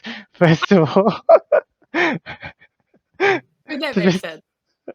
Just to survive this. All of us Nobody have rolled? puts Puss in the box. With Sorry, the I roof rolled falling advantage by as well. accident. I think I have advantage on dex saves. But Yes. darling, how many times have I told you to Barbarian? watch before you unleash Thunderwave? Yeah, you do. If it's an Yes, effect that you yep. can see, you have advantage. Yep. Oh well, This is that far was from the great. first That was time very that useful. that the party has sustained damage from Puss's random acts of thunder. Good She looks- times. She looks Just at Mog taking and she's still stride. kind of sparking and still kind of this thunderous boom ringing out everywhere. You're a sweet girl. You're a sweet girl, but you need to calm down. I'm sorry. Plus, you've got a roll as well. It may have been your spell, but let's see if you managed to avoid it all. I think, Nith, that's your first roll, so that's fine. Dex. Okay. It's just Mittens. Unfortunately, everybody else manages to avoid and sidestep the roof crashing down on them and the splinters and stuff like that. But you're so distracted by everything that's going on, and the brooding and making sure that you're consistently So brooding. distractedly brooding. Yeah, exactly. And so you just happen to find yourselves stuck beneath a part of the roof that's fallen on you, and you take 3 damage, so not a lot, but somebody will have to help you, or you'll just have to kind of claw your way from beneath it. Outside, you see the 2 women who have the usual conversation. They just, for a moment, look at everything that's happened, and then just slowly, smilingly turn away as they And I'll carry just on go, with their yes, laundry, terrible weather, yes. conversation. Do I still have Carry on. an arm on my weapon? You do not, no. Okay. But your weapon's there. You do have your Yeah. weapon. What do you do? Well, What did you two guys, discover? yeah, well, the whispery guy said that the church holds the answer and not to trust her, which I'm kind of leaning towards not trusting her anyway. So I feel like we need to go to the church and see what's there.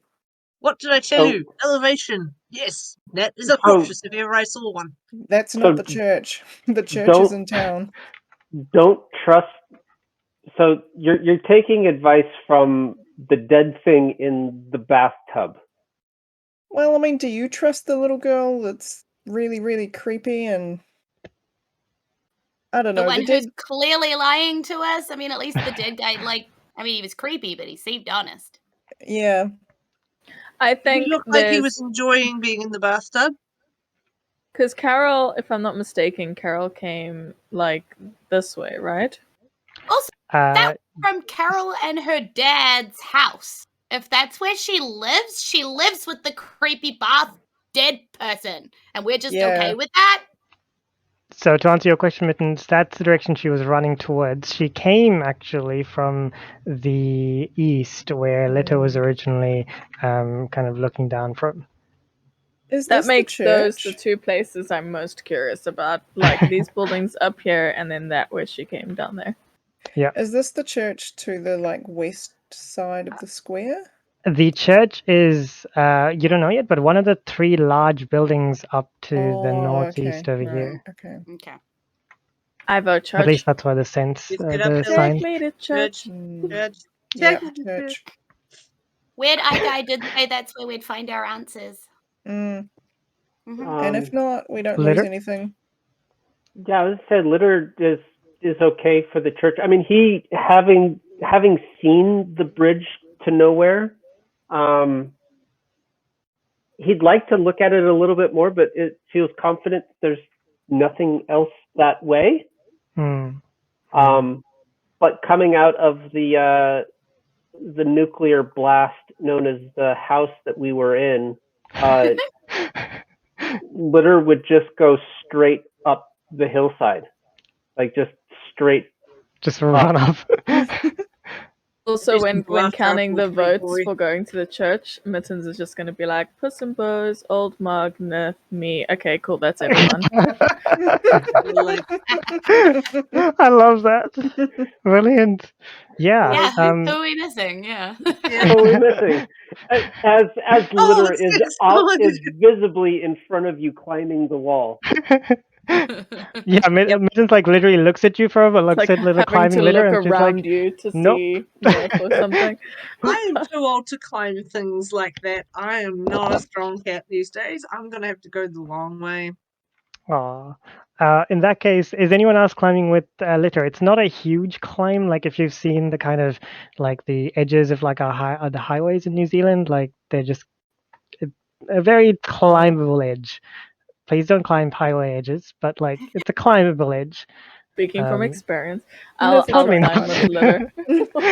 Yeah, I mean, we all have climbing speeds, right? And our claws are exactly. I'm happy to climb. Yeah. Brilliant.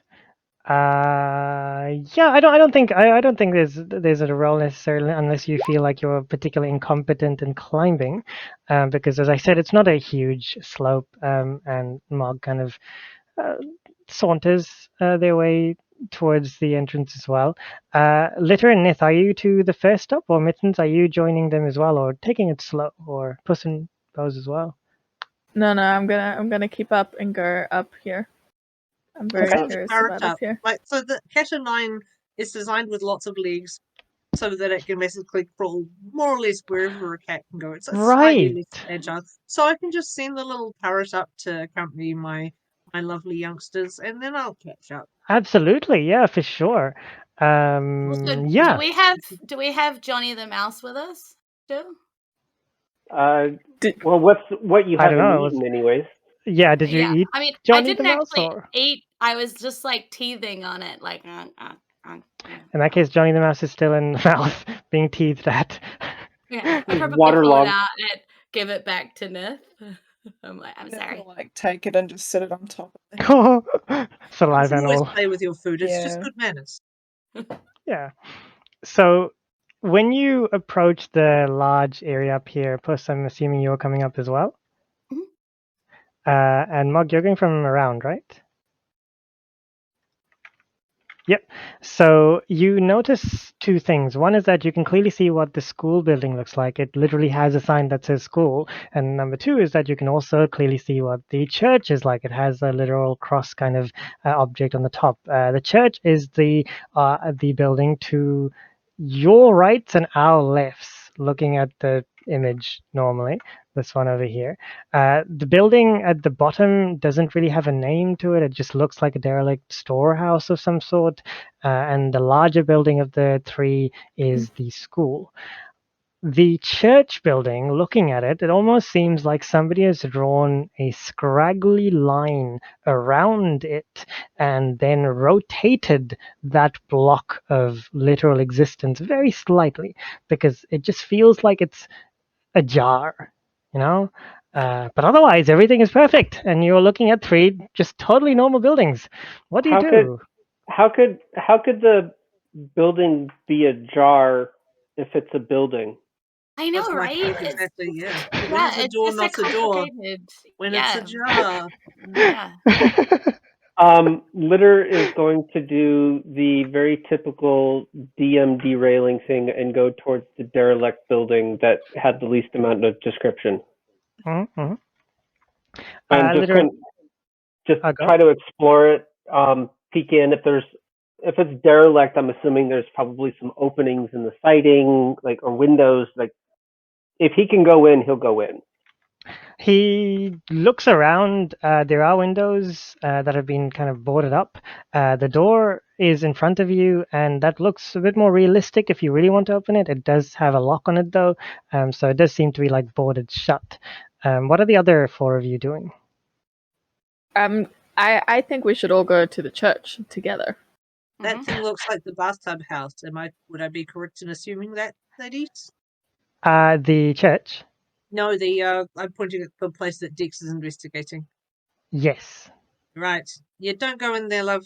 It's the No, bathtub. no, no, guy. no, no. The bathtub is all the way up All the way up. there. No, she means it looks like it. It has the same derelict kind of not used vibe that okay. the other houses do Yeah. not. Okay, so this is not the literal bathhouse.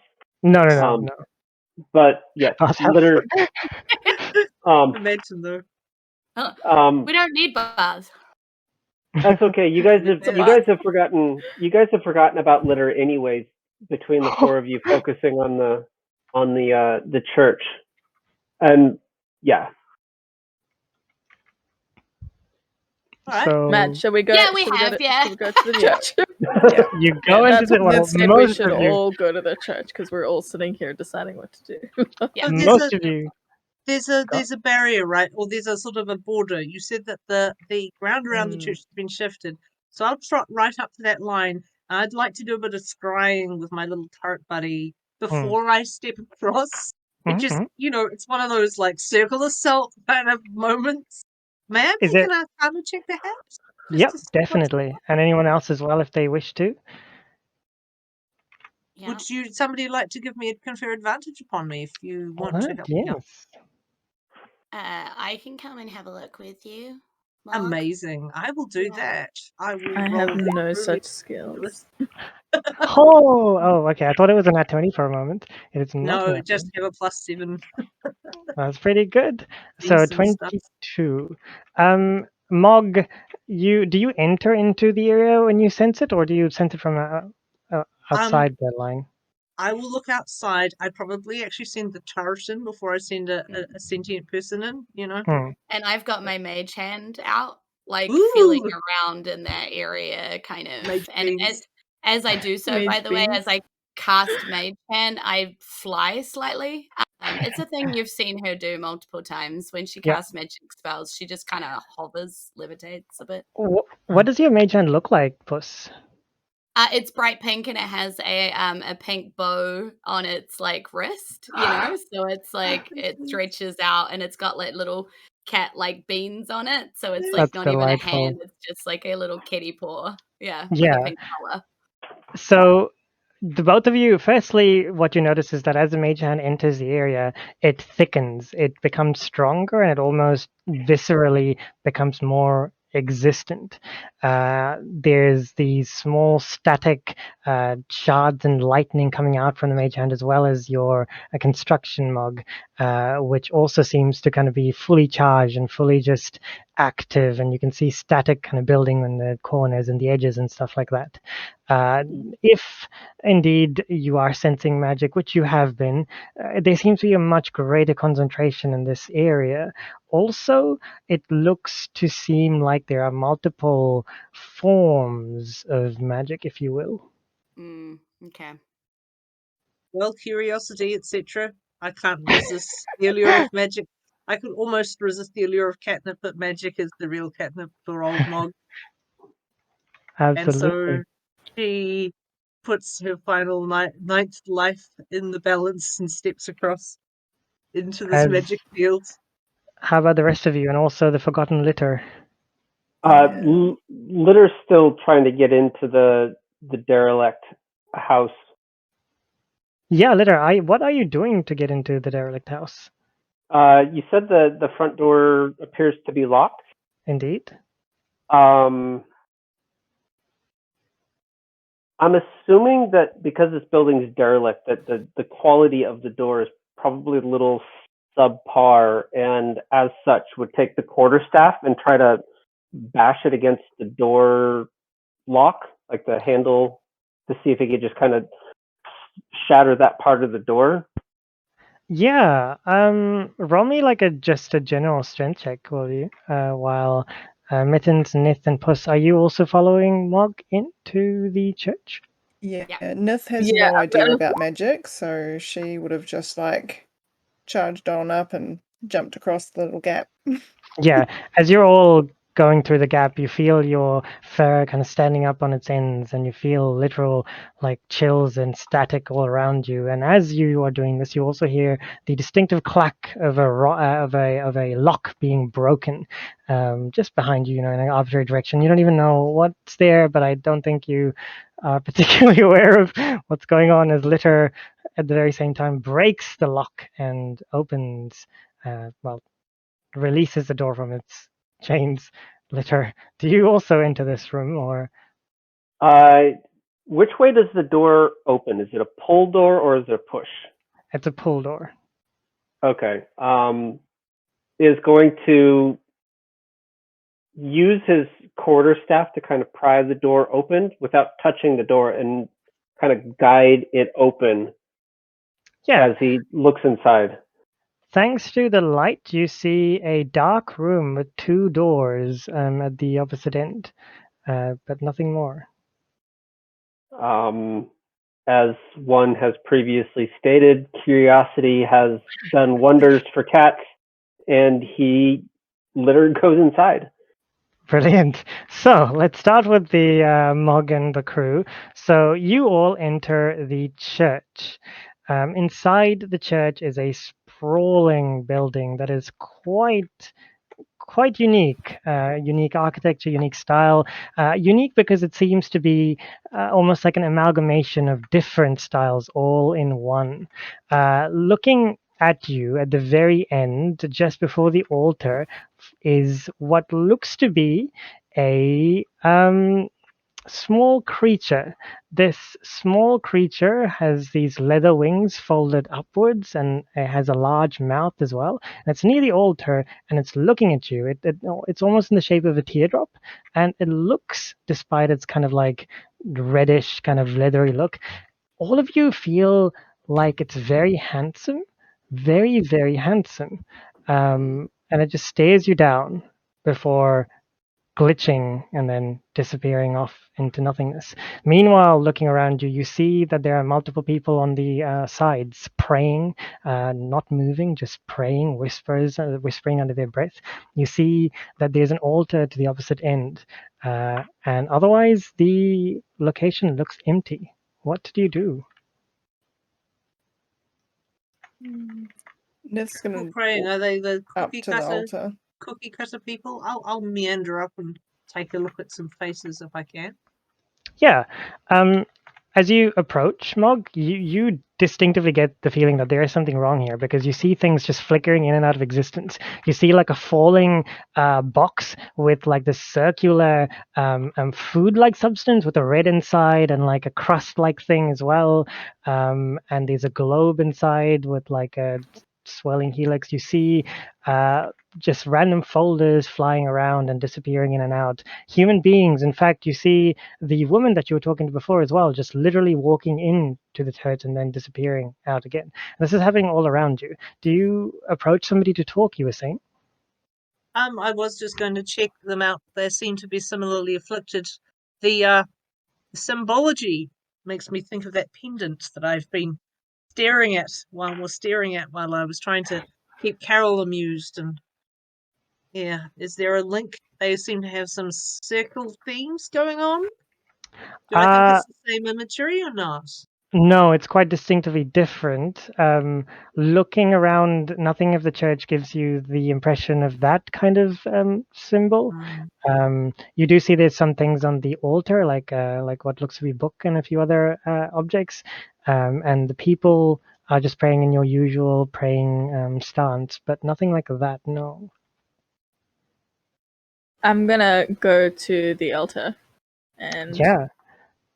just like look more closely at some of the stuff. Yep. So you see a few things.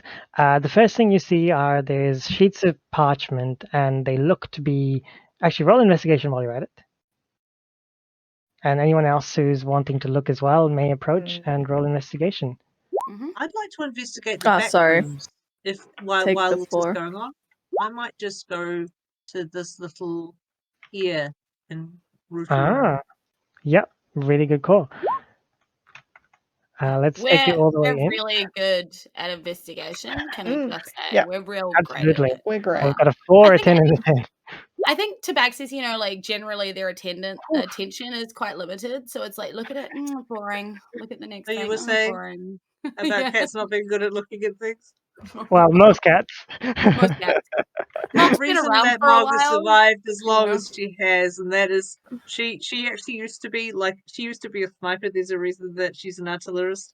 She's a scout and a sniper, and looking at stuff and looking for stuff and looting stuff is something that she's done for years. Mm. So Puss, she's investigating well.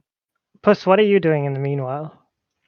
She wanted to look at the pretty shiny like helixy thing that was shining.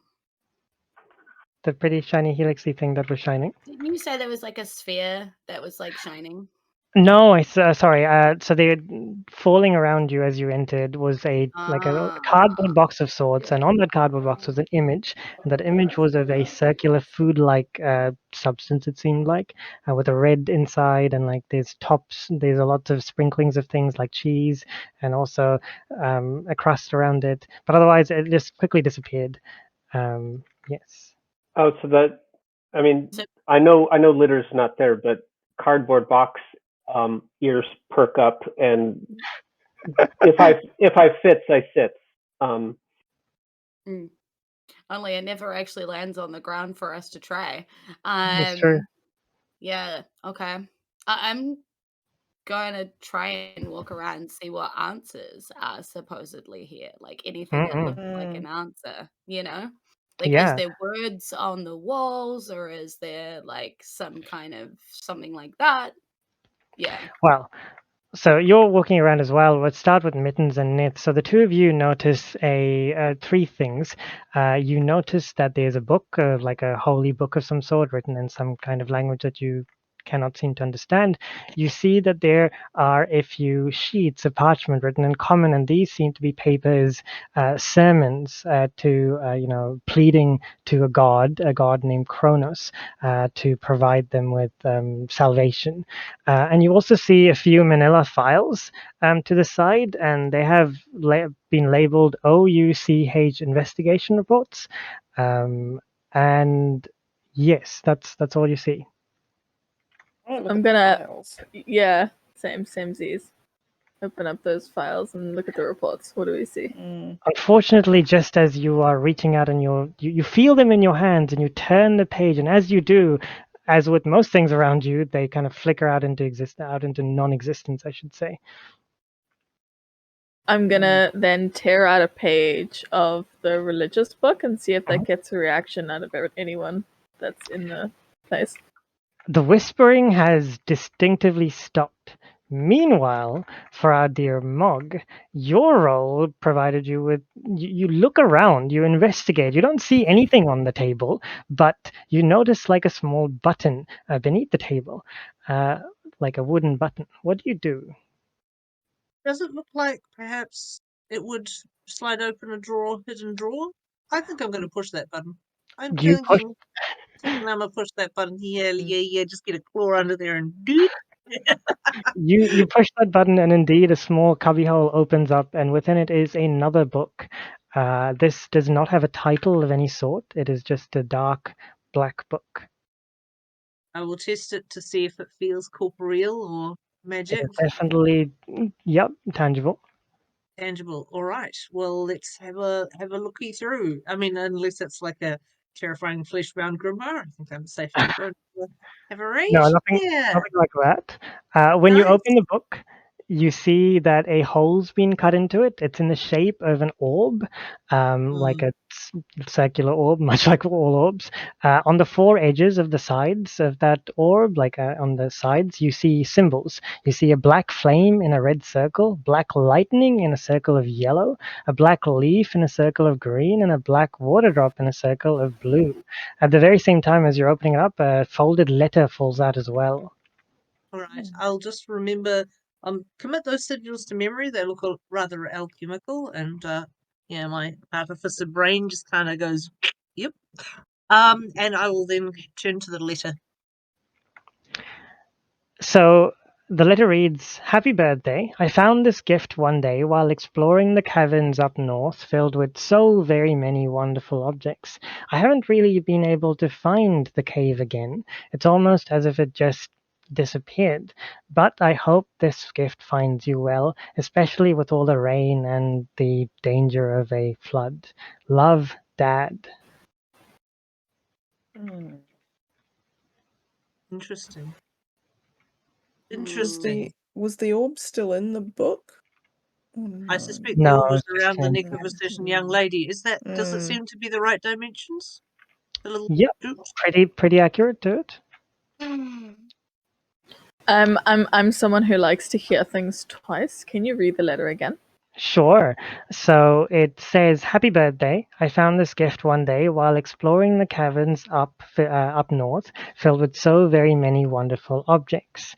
I haven't been able to find the cave again. It's almost as if it just thoroughly disappeared. But I hope this gift finds you well, especially when in these times of rain and with the danger of a flood. Love, Dad." Mercy. Which reminds me, with Mittens, as you at the very same time in the other room, when you removed the page, when you tore it out, the praying figures, they stopped whispering, and have now started looking at you. I'm gonna ask them what they're doing here. It's like, hey, why are you all here? Who are you praying to, and what are you praying for? They All of those questions.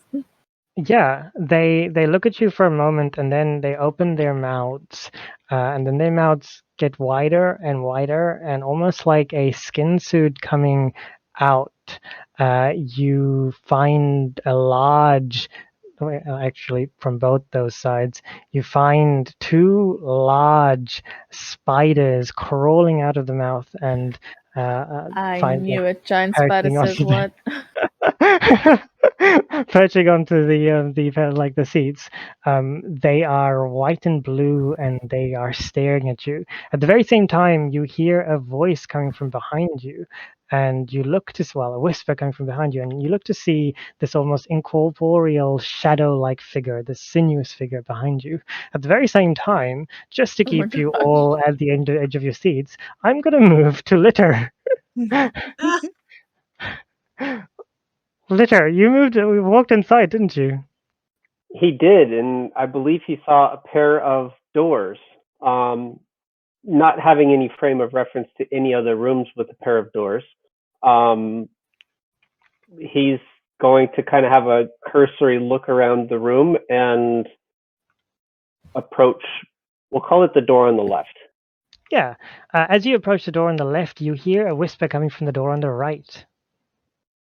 Pauses just a second to try to focus on the whisper to see if it's anything legible. Not exactly. It's almost like a gasping, kind of heaving. It's trying to say something, but it's not. Okay. Moves closer towards the door, puts his ear up against it to see if he can hear better. Yeah. You can almost hear words now. Words such as help, and words such as why, and other mumbles that you can't hear. Tries the door handle very quietly and tries to open the door slowly. Yeah, you open the door slowly, and do you look inside? Oh yeah. You look inside and you see a room with a single candle in the middle and a bathtub at the far end.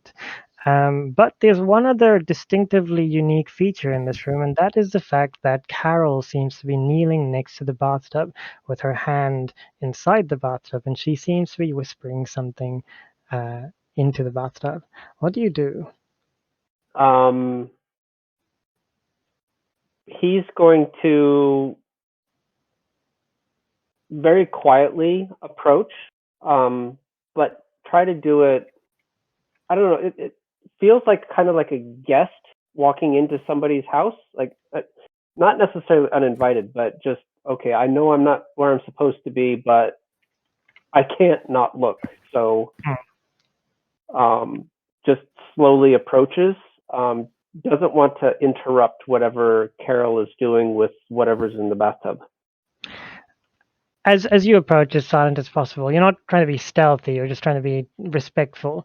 Eventually, at one point, Carol kind of, without even turning, says, you could have just left, left us alone, but you didn't.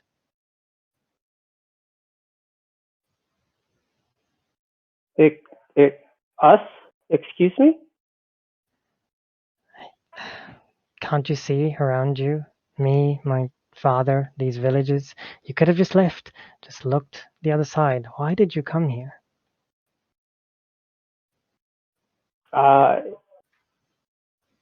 If I knew why, I would be on the door out of here.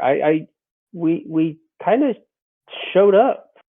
Unless it's Puss does some crazy stuff with her magic, or maybe it was Auntie Mog and her shenanigans. I don't know. She kind of laughs quietly and says, your friends are already in the process of destroying this place, and then nothing. Are you going to be happy then? I'm the middle child. I'm not supposed to be happy. I'm the only child. I feel the same. And he's gonna move a little bit closer to see what she's like, get a slightly better vantage point to see what she's interacting with in the bathtub. Yeah, you see like the corpse of like a green sinuous corpse of a old man kind of floating in the water, and she seems to be rubbing his hand gently.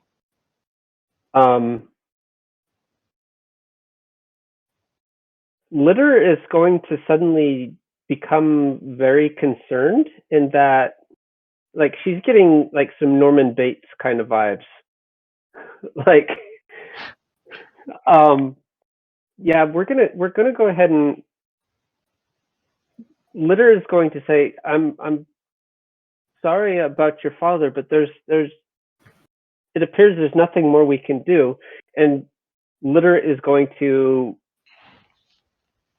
against my better judgment, try to pull Carol away and just like say, just remove her from the situation. It says, let's go get some fresh air outside. Yeah, she doesn't seem to resist, and she kind of just follows you out. And in the light, when you look at her, once you come outside, you see that she looks starved. Not the same like young girl that you saw before. She seems starved and just tired. And she looks at you and says, "It's not going to matter soon." And she points at the church. What started has already happened, and I suppose everything must end. You don't even know what's going on, do you? And very curious look on his face, like, what? And like looks over his shoulder at the church, and he has a very strong pull to go into the church, but doesn't want to leave Carol alone. So he's gonna, if she will let him, he will try to pull her into the church with him and say, let's see what's going on, like, together. And bring... Even though she kind of resists slightly when you do that, she kind of eventually gives in.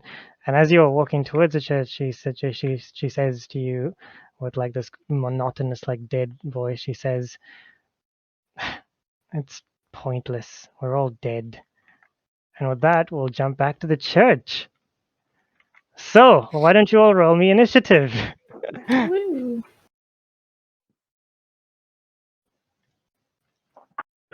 Click on your token first. If you're using the Roll20 initiative tracker, if you click on your token first and click initiative, it will automatically add you to it. That was a great tip. Thank you very much. Indeed. I've played in this just often enough to... Oh, come on. Oh, it didn't click my token. I played in this often enough to be dangerous. All right, so my first roll was a 12. It's a bit appropriate that mine's pretty low because I'm literally in the other room like, wait, what?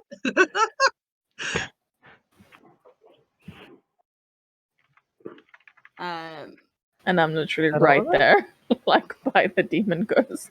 Fun times. Literally, I'm going to say you'll enter in the second round because this is happening basically concurrently. That's fine. I'll add Carol later. Okay, so we have got Mittens to go first. There is, at the bottom of the turn order, there's a little gear. Yep. If you click on that, it'll bring up a pop-up, and then it'll say sort descending. There we go. Sorry. There you go. The opposite, descending accidentally. Yes, so Mittens, you go first. What would you like to do as these things are coming towards you all? I'm definitely going to enter Rage. Okay. And which is just my bonus action. And then I'm going to do a claw attack at this guy, so I need to just move. I need to move around this thing, so I guess I move here. Yep, okay. Just buddying up to him. And then I'm going to do my claw attack. A second. Claws already. Oh, yep, 27 to hit, yes. Nice. Brilliant. Yeah. Wow, how much was that? 9, 10. 9, 12? I guess? Yeah, I'm not sure what the 3 plus 2 is. The 3, that's 12, because you get 12 for because of the right, range. yeah. Right. Okay, yeah. Yeah, was it clawing that you were going to do? Yeah, I'm claws only in battle. So I'm just You claw at it, and although at first it doesn't seem like you're actually hitting something, you do distinctively see like slashes against this shadow, sinuous figure, and you hear like an ear-piercing scream coming at you as you Like music. basically claw at this. Yeah, music is a strong word. Next is Nith. Nith, what do you do? Yeah, so I'm going to move up to its other side. And I am going to do my attack. So I'm going to bring out both flails. So Nith is a dual wielder, so she's got both like jingly flails, and is going to attack with both of them. So first one, natural 20. Oh, Yay. So that's the first one. So that's 9 damage, and then do I just roll the again? Yeah, there we go. Plus another 20, so that's 29. Yep. So that's the first one. Then I can bonus action to attack with my other flail. So we'll do that, which is a 23 to hit. Mm-hmm. Which is another 6, which is 35. And then I have extra attack, so I get to attack again. With Delightful. this. Does a 16 hit? Yeah, no, it does not. No. Okay, cool. And yeah, and I'm also gonna action surge, so I get another 2 attacks yeah. with my flail. Oh my. Oh, that's a natural 1. Oh, it does That not one's no hit. good. Yeah, you're so overcome with like just the passion of attacking and just into it so much that you don't notice that the shadow kind of slightly moves to the left. So you're still scratching and flailing and attacking at the same location, which you've done damage to, but then you miss the last few, unfortunately. Yep. And we go to Litter, So that was who is not yet here. 40. That was 48 damage in total. Yep, got that. So we go to Puss in Boots then next. Yes. So Puss in Boots. Puss in Bows. Puss in Boots. Um, Oh, one day. Well, One day. she will stay where she is, and she will focus fire on these spiders back here. And she's going to throw out like her hands, and kind of ball of energy builds in one of them, and then she sort of takes it and splits it into 2. As you can see, she's like sweating to do so, and calling on all the magic she has. Essentially, she's casting Chromatic Orb, and she's spending sorcery points in order to cast it, like targeting a second creature as well. So she's going for both spiders at the same time. Oh. Yeah. Okay, She's doing that at let's 3rd level. So here we go. And we're casting, I'm going to go for fire and see what fire does. Brilliant. Yeah. So All right. We've got a 19 for Chromatic Orb to hit. you got, yep, that hits. Awesome. And then we're going to do fiery death.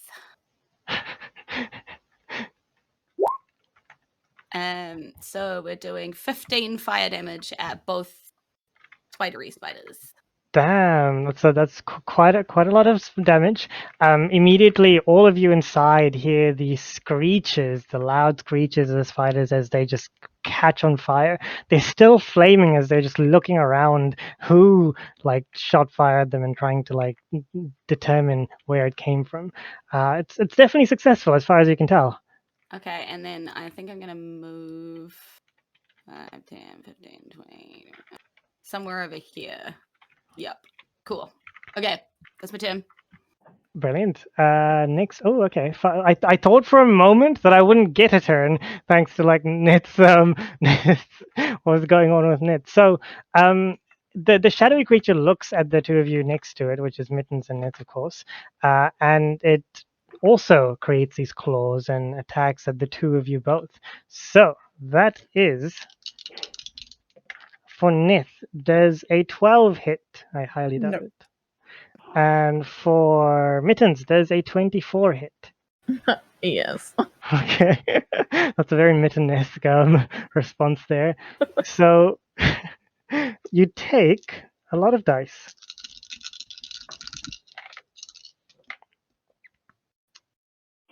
You take 14 damage, and you get the wonderful opportunity to roll me a Constitution save.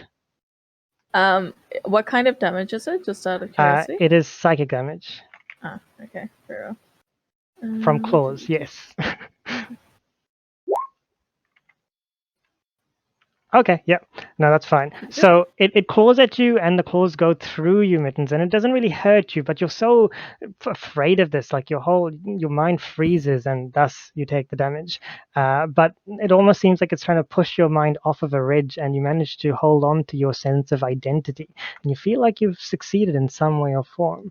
Regardless, the creature turns to you, Nith, and attacks you as well. However, you dodge expertly. You manage to just kind of, much like it dodged you, you dodge it, and it completely misses you.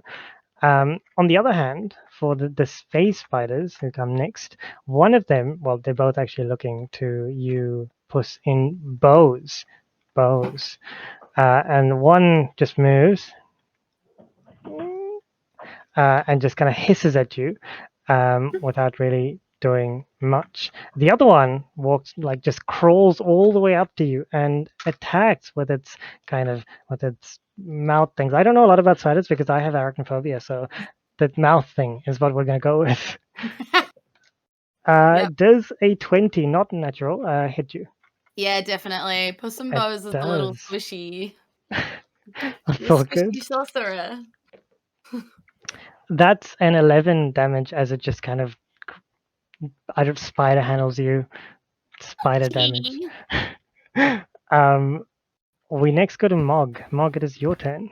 I think the sensing Puss and Bo's magic going off, and then sounds of nonsense will see me charging out of the door, witness some nonsense, and see spiders menacing the baby. That will definitely kick off a bit of maternal instinct. Now, bear in mind, I have a little turret, but I think it'll be hard to navigate. So for now, let's just say the little turret is with me. So I will do my thing first, and then I'll do the turret's thing after. What Sure. I'm going to do, that spider looks gross, so I am going to see if I can It does. select it. I want to fire my blunderbuss at it. This Oh. blunderbuss is a magically reinforced artillerist weapon, so it has been like hyper-engineered and infused with magic that's almost certainly very dangerous, but I am old and I do not care. So let me just click. Hopefully this will work. Oh yes, that is a 24. Yep, that definitely hits. Excellent. Now, do I just click? I click on blunderbuss to do the damage, don't I? Here we go. Yes. That does 11 piercing damage, and it's a repeating shot, which means that I can go again next round. My little cannon friend, Cat9, what she does, she has the ability to do a number of things, but at the moment, I want her to go on the offensive. She's going to shoot a little arcane ballista shot. What this means is I do a roll. It's a ranged spell attack roll, so I think probably the easiest thing is just roll 1d20 with +7, which is my attack, and see if that hits. Does a 19 hit? A 19 most definitely hits. Wahoo! Okay, so it's 2d8 force damage. Let me know if you need me to make any modifiers. Otherwise, I will roll. Go for it.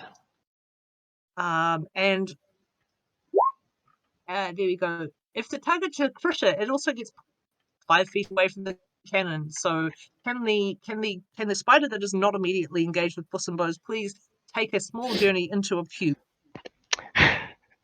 Yes, indeed. It just Cool. what happens to it, like as with this last attack? Well, it's a force blast, so it's just a little bit like a phosphor dart. It just kind of gets shoved backwards, as if somebody was it's booting more than shot backwards. It just explodes to the force damage, and shards of bits of spider just legs everywhere. It's not great. Ooh. Yeah, legs Ooh, everywhere. sorry. It's like huge crab leg like things. Nice. Do kids eat spiders? We'll soon find out. And I will just move to the island in my turn. Brilliant. Mittens, it is back to you now. top of the turn. Yeah, cool. I'm just gonna go again with my swipe. I might use my inspiration now just to get advantage. Might as well. Do. Okay, 17 to hit. 17 hits. Yes. Yes. Glad. Good use of that inspiration. Okay. Oh, sorry, I'm still rolling an advantage. And so 9 and 7. 9 and 7. 9 and No, 7? that's No, no, that's 12. 8, 9. Just, yeah. Okay. It's 12. Oh, just the. Oh, you- sorry. I see. The second one is the whole thing. Sorry, I took the one from each. Okay, cool. Yep. Yeah. And then, can I do another swipe with a bonus action? Yes. Yep. You should Allow. have to. You should have. She's to multi-attack, right? Yeah. You should have multi-attack. Okay, cool. I'll just do the same thing again, but this time without advantage. 13 to hit. Does not hit. This is Nah. does not. All right, then that's my turn. Brilliant. And then we go on to Nith. Let's see if Nith can repeat that amazing first turn. Yep, That's- she will certainly try. So, yep, she'll attack with the first flail. Natural 1 with the first one. Bonus act. She's getting her like flails all tangled. Okay, offhand flail 22. That's better. That That's why doesn't they hit. call it flailing. Yep. So 7 to hit, and then back to her main hand again. Oof, 12 to hit. That does not hit. Hard luck. Okay, so yeah, Chat. 7 damage. We need chat. Send us your Yes. advantages, please. They're not doing great so far, chat. Yeah, we need some help. Well, they've killed one Ah. spider, which is It's always darkest before the dawn. Yeah, well, Litter, so you finally entered, and as you're entering, I should note that you saw that on Carol, as you were entering, like 3 claw marks just suddenly appeared in front of her before kind of disappearing again. But now you're in. Carol has not entered. She's kind of pushed you in and closed the door behind her. What do you do after seeing what's going on here? It is your turn. You'd enter here. She would see her siblings fighting a shadowy figure right up ahead, and I think this shadowy figure needs to cease and desist. So using his unusual speed of already at 50, he's going to Oh yes, I remember that. feline agility to go ahead and double that to go there. And with his quarterstaff is going to bonk it a couple times. And with each bonk, each swing, it sounds like a lark that's getting flapped. So first swing is going to go swap. It's an 18 to hit. 18 hits. Can I get a Constitution saving throw? Oh, yes, you may. That is a 12. That is a fail. This shadowy figure seizes up in place, being stunned if it can be. Mm-hmm. Yep. Which means everybody who gets the whale on this thing gets the whale at advantage until my next turn. Spectacular stuff. Exciting. So second attack is going to go 24 to hit. That also hits. Oh. For 10 bludgeoning. Yep. And is going to finish off with a... let's go ahead and do a flurry of blows for 2 claw attacks.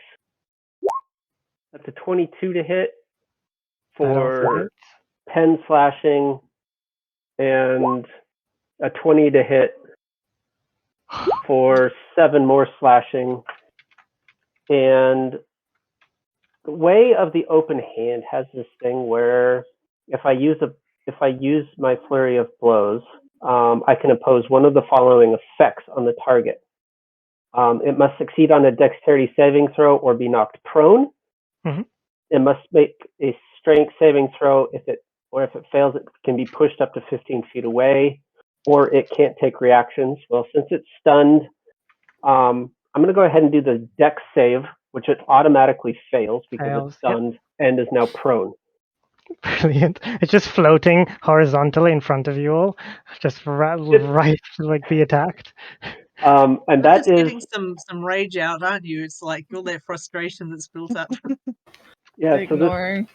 Well- poor thing is just like is on a silver platter for Litter's siblings to finish wailing, because Litter knows the other two are much better at this than he is. So Well, on the bright side, at least for me, it seems like chat is on my side because the laser pointer, the hidden tier, has just been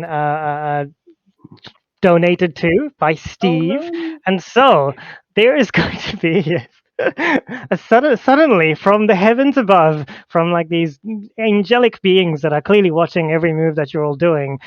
You all see this circular beam of red light just appear before you. There we go. Well, that is not. Oh, no. Whoops. There we go. So for the next round, all of you will have to give me a save. Ooh, what save should we use? Let's say, let's say. Dexterity. Well, you're not. Oh yeah, no, that's true. Okay, let's have a dex save to try to avoid just giving into your dexterous inherent need to follow the laser pointer that's just arbitrarily Oh, going into random no. locations like this. So, starting with our dearest Puss in Boots, can you avoid the laser pointer? We shall find out. Okay, well, let's see. What's my save? That is a 13. Puss, I'm so sorry to tell you that the laser pointer is just too interesting for you. Okay, so can I argue that in her haste to get to the laser pointer, she would do something that she's quite capable of doing, and thunderously stepping towards it, because she does move with weather. So Yeah. could she argue that she like just poof towards this thing, just she like bam. bounces, yeah, like in a really serious way towards it, also casting like a lot of thunder in her wake. Sure. I'm happy to do that, but I'll make you roll on disadvantage just for the attack Okay. roll. Just because Well, you're not. it's actually a Is it an save, attack so I roll? guess Oh, you would okay. roll with advantage. I suppose so. Yeah. So she's gonna thunderously step at she's gonna do it at like 4th level. So let me cast that up and see how that looks. So, wow. Well, I got an 18 to the save. Is Yep. that saved? Cool. Yeah, So so yeah. this Uh, monstrous kind of field of like thunder just emanates from you as you're running towards the laser pointer thing, and the spider just happens to jump at the same time. he does take half damage as Oh, I okay. jump He, out of he the he way. attempts to jump and manages, but still the electricity gets to him. How much? Yep. I Okay. can Cool. like bamf like all the way over there, so I'm pretty much there now. Like just bashing at it, just like gotta catch ya, gotta catch ya, gotta catch ya, gotta get back here. Where are you going? Where are you going? Just like constantly at this laser pointer. That's so wonderful. Now it's the shadow figure's turn, and it is fortunately not distracted by the laser pointer, and it attacks you, Nith. Does it? It is Oh, it's stunned. prone and stunned. It doesn't attack you, Nith, at all. It Yay. instead nothing at the moment. What is the save for? Never mind. I got a nat one. Whatever it is, it fails. Well, it was a. That's what the con save was. That's what the con save was on my turn, and so he's stunned until the end of my next turn. Oh, okay. So consistently, cool. That Yep. works out. It's perfect for a nat one. The spider's turn comes up. The spider seems to want to go to you, Mog. Then, Let yep, it it come. manages. It comes right up to you, and it does not attack you if a 12 doesn't hit. 12 doesn't hit, yes. It claws at you, but misses completely because it's still kind of zapped from the electricity that was just there. Yep, good times. But Mog, can you avoid the laser pointer? Well, let's find out. It's a dex save, right? Yes, indeed. I jumped the gun before. Dexterity not being my strong You're suit, fine. but that I did okay. I did You're okay. Which is just as well because there's a spider like right on me, and I do not like spiders. Oh, you know what? Mm. I might thunderwave this little guy. I think I've got the room. Oh, I might. Can I sort of turn it so that I don't get cat o' nine? So in other words, sort of Yep. a square between say here and here. I don't know if I can place templates or anything, but there's the rough kind of. Yeah, I'll allow it. Why not? Okay, cool. One thunder wave coming up. I will cast that at. I don't know. Let's make it level 2. But blam. Whew. Dex saves. He's got to make 22. It most definitely fails. What remains of the spider is like a roast chicken dinnerish kind of. I don't even know what to call it. What is roast spider? What does roast spider look like? I don't want to imagine that, but it is roast spider is what you see. Yummy. It just looks like curly legged spider. Yep. Oh god, that's okay. Mittens. bad. It's bad. It's bad. Okay, so I still have a turret. Oh yes. My turret is going to try and take a pot shot at our fellow on the ground, but this the question is that there's quite a few people in combat. Is Cat 09 going to have to maneuver? I think Cat 09 might have to get like over here so that I Yes. don't accidentally shoot the monk. I will do Yep. that. Cool. All right. So sim deal 1d20 plus 7. I may as well carry on as I have with the force ballista. 21. That is a hit. Delightful. Roll 2d8 of 11 points of damage. Oh, it is so faded. It is barely like visible now. It's just almost like a sliver of existence as it floats about. Well, since I have nothing better to do with my time, I'm just going to saunter over and observe the dot because I may Oh have my passed my gosh. check, but I do like the dot. I Might do as like the well. dot a lot. Yes. The Mittens, dot. Dot. I love it. Mittens, can you avoid the dot? I can see it, so I roll this one at advantage. Is that correct? Mhm. Cool. Yes. Looks You're like I can. fine. Whoop, whoop. You're Okay, fine I'm as gonna well. I'm gonna focus in on this guy. Yep. Trying not to be distracted. 25 to hit. Yeah.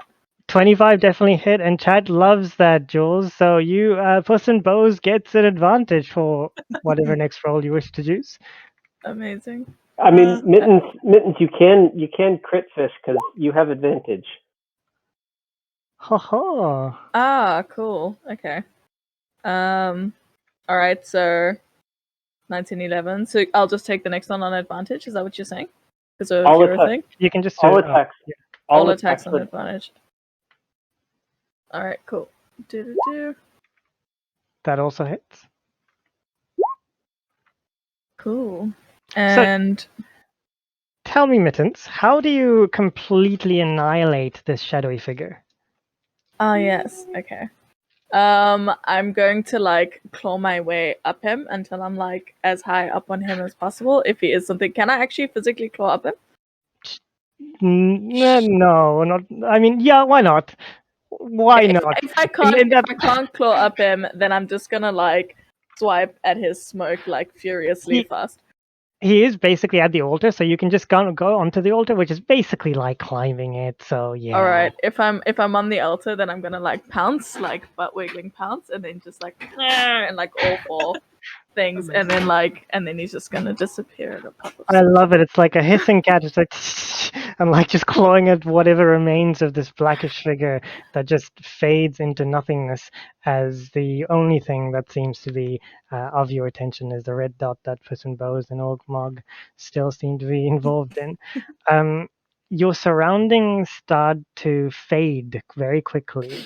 Everything kind of seems to be melting around you, or glitching, or disappearing. Things moving in and out of existence. Yes, indeed. And you find yourselves all the way back suddenly, almost like you've been teleported, in front of the fountain, the very fountain that you first approached, all the way over here. Well, it's not Now, a box. That is progress. now looking around you, the town is no more. All you see is just random trees and ruins and all sorts of things like that. There are no buildings, there are no hills. Everything seems to have changed. There's no port. The only thing that remains is this fountain in granite of sorts, and it seems to be different. At the very top, instead of the four cherubs, instead the words "in remembrance of" are kind of etched onto it. Looking into the middle of the fountain, you see that the letters that Mittens you saw before were names. So very many names just etched onto the bottom of the fountain. And as That's dark. as you're looking at this, you all hear a voice coming from behind you. It's Carol. She looks at you all and she says, "Are you happy now?" I'm sorry Quite. about your dad. I'm sorry Does- about your dad, love, but he needed to rest and this fantasy needed to stop. Did Do you did need to come with us? Do you need someone to look after you? does Mog still have the book with the hole cut out of it? I believe you took it, right, Mark? Yeah, I believe I've got it. Yeah, I can certainly quote from it. No, I was my thought is, if because Litter has been toying with this ball and trying to get it from Carol, and I wonder, I guess, if there would be some form of closure by putting them back together again. Maybe, yeah. This was a gift from her dad, so I will offer the book to her and say, well, I know he cared very much about you. If you want something to remember him by, I believe this is yours. She looks at the book and shakes her head and walks up instead to Litter. Walks up to Litter and says, "It's not mine anymore." And you all see that she's starting to fade. What happened here needed to end, I suppose, even though I'm not happy about it. I wanted everyone to smile. That's all I wanted. Life She- isn't always about smiling, darling. What happened to Catnip Lady? Catnip, nowhere to be seen at the moment. Is Go on. sorry, is the amulet fading with her? No, and in fact, as you realize this, she takes off her amulet, and looks at the book that Mog's holding, and looks to all of you for a moment, and then she says, "This saved me, at least until you came here, and now I hope that I can go to my dad. I hear him, so thank you. I hate think- you." Puss nods and says, "Grief is a journey. We try and hold on to things as long as we can, but acceptance and love gets you through. Your dad it loves just- you and he's waiting for you. That is the right place for you to be." And I'm Nith is going to just scared. grab the amulet. Yeah. Nice. Puss Tactful. for once, is actually, she gets it and she walks up to her and says, "Don't be scared. Death isn't the end. Death is just another adventure." She kind of knits you. So as you reach for the amulet, your hand goes through it, and as Carol, hearing this, tries to hug you, Puss, Yeah, and goes she definitely through you. tries to hug back and it's like, "Be brave, be yeah, strong, you can do this," you know? but she is fading, and even though the amulet does not look to be fading, it too seems to be untouchable at the moment. she kind of looks at all of you and says, "Well, best of luck. I know that the forces here have their own minds, and I don't know. But," and at this point she looks at Litter. "Thank you for bringing me out, Cat." And she reaches her hand out, and she says, "Keep it, keep it for me. It's from my dad to me, and now from me to all of you." Litter to this does that very stereotypical cat sign of "I love you," where it does the slow blink, just acknowledging the sentiment of what's going on, just slow blinks and graciously reaches out for the amulet. You reach out and your hand goes through it as well, but as she lets go, the amulet starts to float and just kind of exist there. She smiles one last time before, like, she finally disappears into nothingness, leaving you all with just the amulet, just floating there.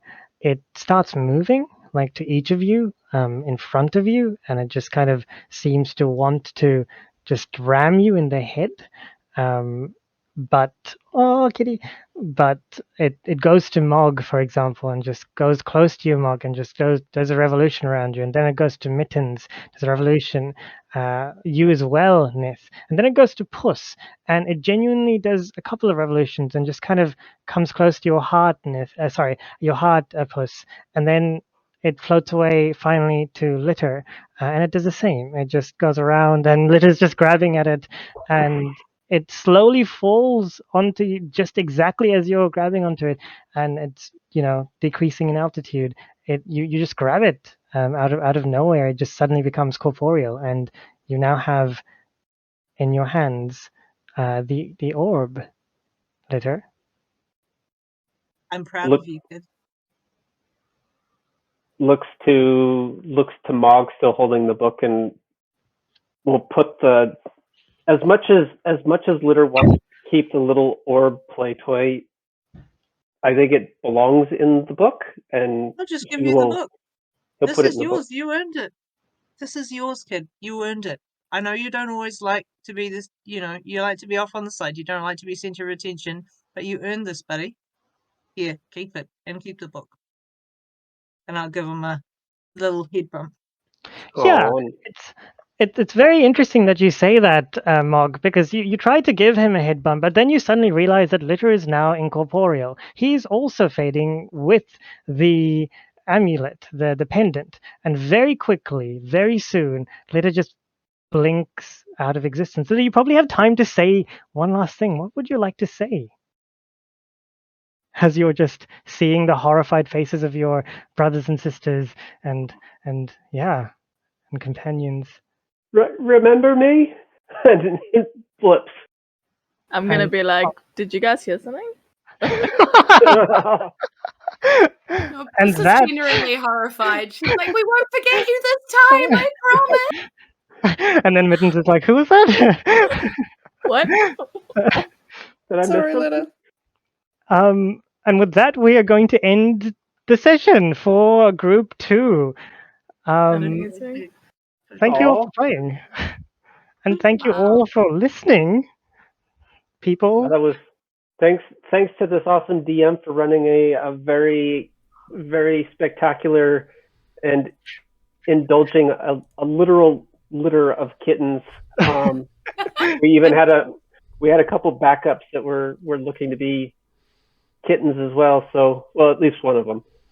Yeah, lots of love to our backups. Lots Sitting of love. valiantly behind the Definitely. scenes. We Yeah. love you. Group 2 forever. Yeah. And thanks to Penny for putting this on and indulging the litter as well. Oh, that's the fine. whole Look, kit. I'm a kitty too. See, my headphones. Join us. Amazing.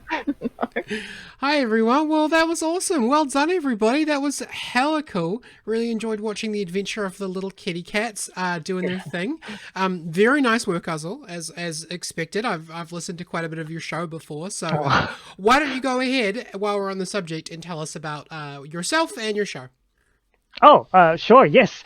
Hello, everyone. Thank you so much for listening and watching and everything. We love you all. My name is Azul, and I am the host and producer of Don't Forget Your Towel, a Kiwi podcast that aims to play every RPG in existence or die trying, and I am currently dying, so I guess that tells you all you need to know about that aspiration. You can find me online at DFYT_podcast, or I actually don't know how else you would find me online. I'm very incognito as per this. But enough about me. Let's go around, I think, Penny, to introduce these wonderful people and let them plug things. Yes? Absolutely. Who wants to go next? So just tell us a little about yourself, where we can find you on social media, and if you have any like fun projects or websites or anything that you want viewers to check out, just let us know about that. All right. I'll go first. My name is I guess most of you guys know me as Dex. My coworkers know me as Keith, but who uses real world names. I'm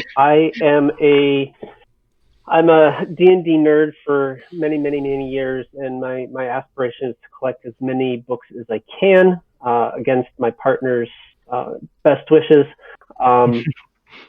I work as a DM down at one of our sponsors, our wonderful Dice Goblin. We host games 5 nights a week, every night except for Tuesdays and Thursdays. I have just kicked off a Curse of Strahd campaign on Friday nights from 6:30 on, where they're going to try to get into some really dark and gritty stuff. But if you're ever in Auckland and want to swing by Royal Oak, we're right by that big nasty roundabout by the Pack and Save. So come check us out. Plenty of dice, plenty of board games, some fantastic DMs. Next is, let's go Mittens. Hey everyone. I go by Mot Splash everywhere online. And that's MOT Splash. I'm not super active online. I do sporadically stream on Twitch, mostly things like PUBG and Dota. I am an aspiring writer, so one day far in the future you can find me as Jé-nae on a book somewhere, hopefully. Next up, let's go Julz. Hey crew, it's your girl Julz, and I've got Muesli with me at the moment. Muesli's decided to join the chat, so you know a little bit about me, but just in case you've just tuned in now, I'm a DM for Fate of Eisen. I DM professionally for Questbook. I sing in covers bands in Wellington, and I do a lot of crazy RPG stuff over on Julz from NZ, which is my personal little podcast project. So yeah, absolutely, let's throw it over to Nith. Hey, so I'm Toni. I am, again, not super active online. I'm a high school science teacher. So just a quick shout out to my school D&D group. I think some of them are going to watch. So yeah. That's cool. And yeah, so yeah, that's pretty much me. Thanks everyone for donating, and thank you everyone who's been behind the scenes organising. It's great. Thank you so much. And then Cordy. Ora koutou. If you know any lovely artists and creators, they could be performing artists, they could run some role-playing games, they could be plastic artists or fibre artists or storytellers. I am a trustee with a lovely group called the Baggage Arts Charitable Trust. We give out micro grants. I would absolutely love to pay forward the spirit of generosity. If you know somebody who's doing it tough, making some art, and you want a little thank you to come their way, look up Baggage Arts Trust on Facebook. We have a page there. I would absolutely love to hear more of the beautiful creative things that are happening out in the lower North Island. And thanks everybody for having me. I've never done a stream in my life before for charity, and it's been really special. Well, you did a wonderful job of it. Thank you everyone for being here. The chat absolutely loved the kitties Kitty's show, and appreciate everyone. Dex, I guess we'll be seeing you and Litter again later, but for now, you go have yourself a rest. You guys are done. Feel free to sign out whenever you want. Jules, I guess I'm going to need you to hang around as usual. Yep. But thank you everyone very much for being here. Yeah, thank you, Fanny and the group and everyone who watched. Bye. Well, there we go. Jules, if I could just get you to maybe start on the if I get you to start on the donations, I just quickly have to I'll just check we're going to draw the Q1 prize draw in just a moment, but I just have to do some secret stuff with Roll20 that I don't want you to see. So give me 1 second to get the next game set up. And Jules, you want to get started? Yeah, so heaps of donations came flooding in on that last game. Really stoked about that. We've got Liz right at the top for advantage for Toni /Nith, please.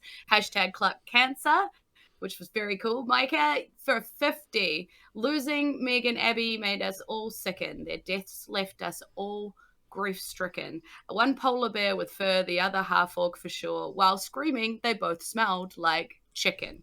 I hope I did that justice. And next up we've got Anonymous for 42. The next NPC smells strongly of catnip, and obviously that definitely happened. Catnip derailed us completely. That's what kittens happen. So Gray, $50. Inspiration for mittens, thank you for that. Ilana, $50. Woo-hoo! Was the comment, and I hope I did that justice. All right, I'm good, so I can jump back in now whenever we're ready. Gray donated $50 and said inspiration for mittens. Yeah, we'll just back and forth again now. Yeah, okay, cool. So we're up to Zainara for 10. You guys rock. Loving the gameplay, and well done, all of you. Big shout out to Cuddle Bear. Steve Abernathy actually did 2 donations in a row, both of $50, and gave the message, "Keep it up, teams." Thank you very much, Steve. Oh, Steve. Kevin for 105, loving the stream, which is incredible. Thank you. Vahid, who I'm pretty sure is from Dice Legends, donated absolutely. $10 and said, "Go you good things." Oh, I can't even read. It's not even late yet. We've got Ethan with $50. Good work, Group 2. Keep up the perfect performance. I can't do that with my tongue, so I'm glad that you got that one. Daniel donated $50 and said, "Love the stream so far. Keep it up, guys. A fantastic cause. I hope the donations keep rolling in." And Paul, you naughty bugger you, Paul donated $100. Huge respect for what you're doing, and hope this comes some way towards your goals and the charities supported. Yes, I know who you are. Steve donated again. So Steve, during this total of $169, so Steve donated $69 to activate the laser pointer, special, super secret, awesome, extra one, which is pretty awesome. Yeah, Steve is a cool guy. I've played with him in a couple of games in person before, and Steve is a really neat dude. So thanks, Steve. And last one for this session, Anonymous, $20. It just says, "This is for Julz." So thanks. I really appreciate you donating on my behalf. That is awesome. That is super duper cool. And just so we know, as of 6:03, we are now at $4,009.24. So, Wow. amazing. We're doing so well. We are, 2/5 of the way there after just 2 sessions, which is just so cool. Thank you, everyone. 2/3 of the way through last year's total goals. So thank you guys so much. We're really, we're going to stick it to cancer. Cluck cancer. Absolutely, Cluck Cancer. Oh, I just realized I did something wrong. I'll just do that quickly.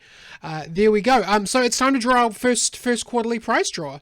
Let's have ourselves a little look. We have 24 entries to the first prize draw, which is just super duper cool. So excited about that. So Julz, why don't you do me a solid and roll me 1d24, please? Okay. Roll 1d24. Oh, sorry, Muesli. He didn't like that. Yeah. Go. 5? 5. That's about my rolling so far today. Yeah, how's 5? So congratulations to Yos or Jose, possibly. I'll need to go in and check on your last name later when I have the time. But congratulations to Yos. You have just won the prize that is up on the screen. You've won the $30 Keystone Miniatures voucher, and you've also won the Dragonborn mini, the Ice Elemental, and the Little Friend mini. You've won the Piano Mimic mini, and you've also won the Reanimated Troll. Hashtag Pluck Cancer. Thank you very much, either Yos or Jose or Yose. My apologies if I've said your name wrong. So when you are available to do so, I will send you an email quickly with the email that you put into your prize draw entry. And just a reminder that if you do want to win these prizes, please make sure that you're adding an email so that we can contact you if you win, just on the off chance that you're not in the chat when we draw it. So thank you very much. And thank you very much to Keystone Miniatures for sponsoring us. That was awesome. Amazing. First quarter. Keystone Miniatures presided over the first $4,000 raised, so I think they'll be pretty happy considering that they wanted $2,000 for all their minis. Yeah, and if you're sad about missing out on that piano mimic, then get over there and go grab one. That's true. You can go to keystoneminiatures.com to check out their awesome range of minis, including these ones here, and I'm sure a lot more as well. So thank you very much to Keystone Miniatures. From the next one, just so we all know what's up for grabs next, we are now off of Keystone, and we're going to be into our Game Kings quarter.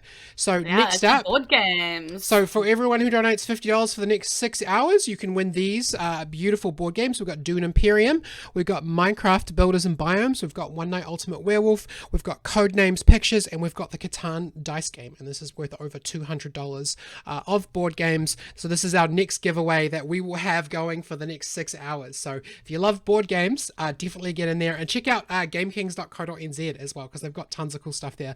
And I buy all my board games from Game Kings. Amazing. All right. So is there anything else that we need to do, or are we pulling group 3 in? I think we should pull the next group in. I'm really excited about seeing them. Cool. Group 3, why don't you turn on your cameras and your microphones and come in and join us? Here we go.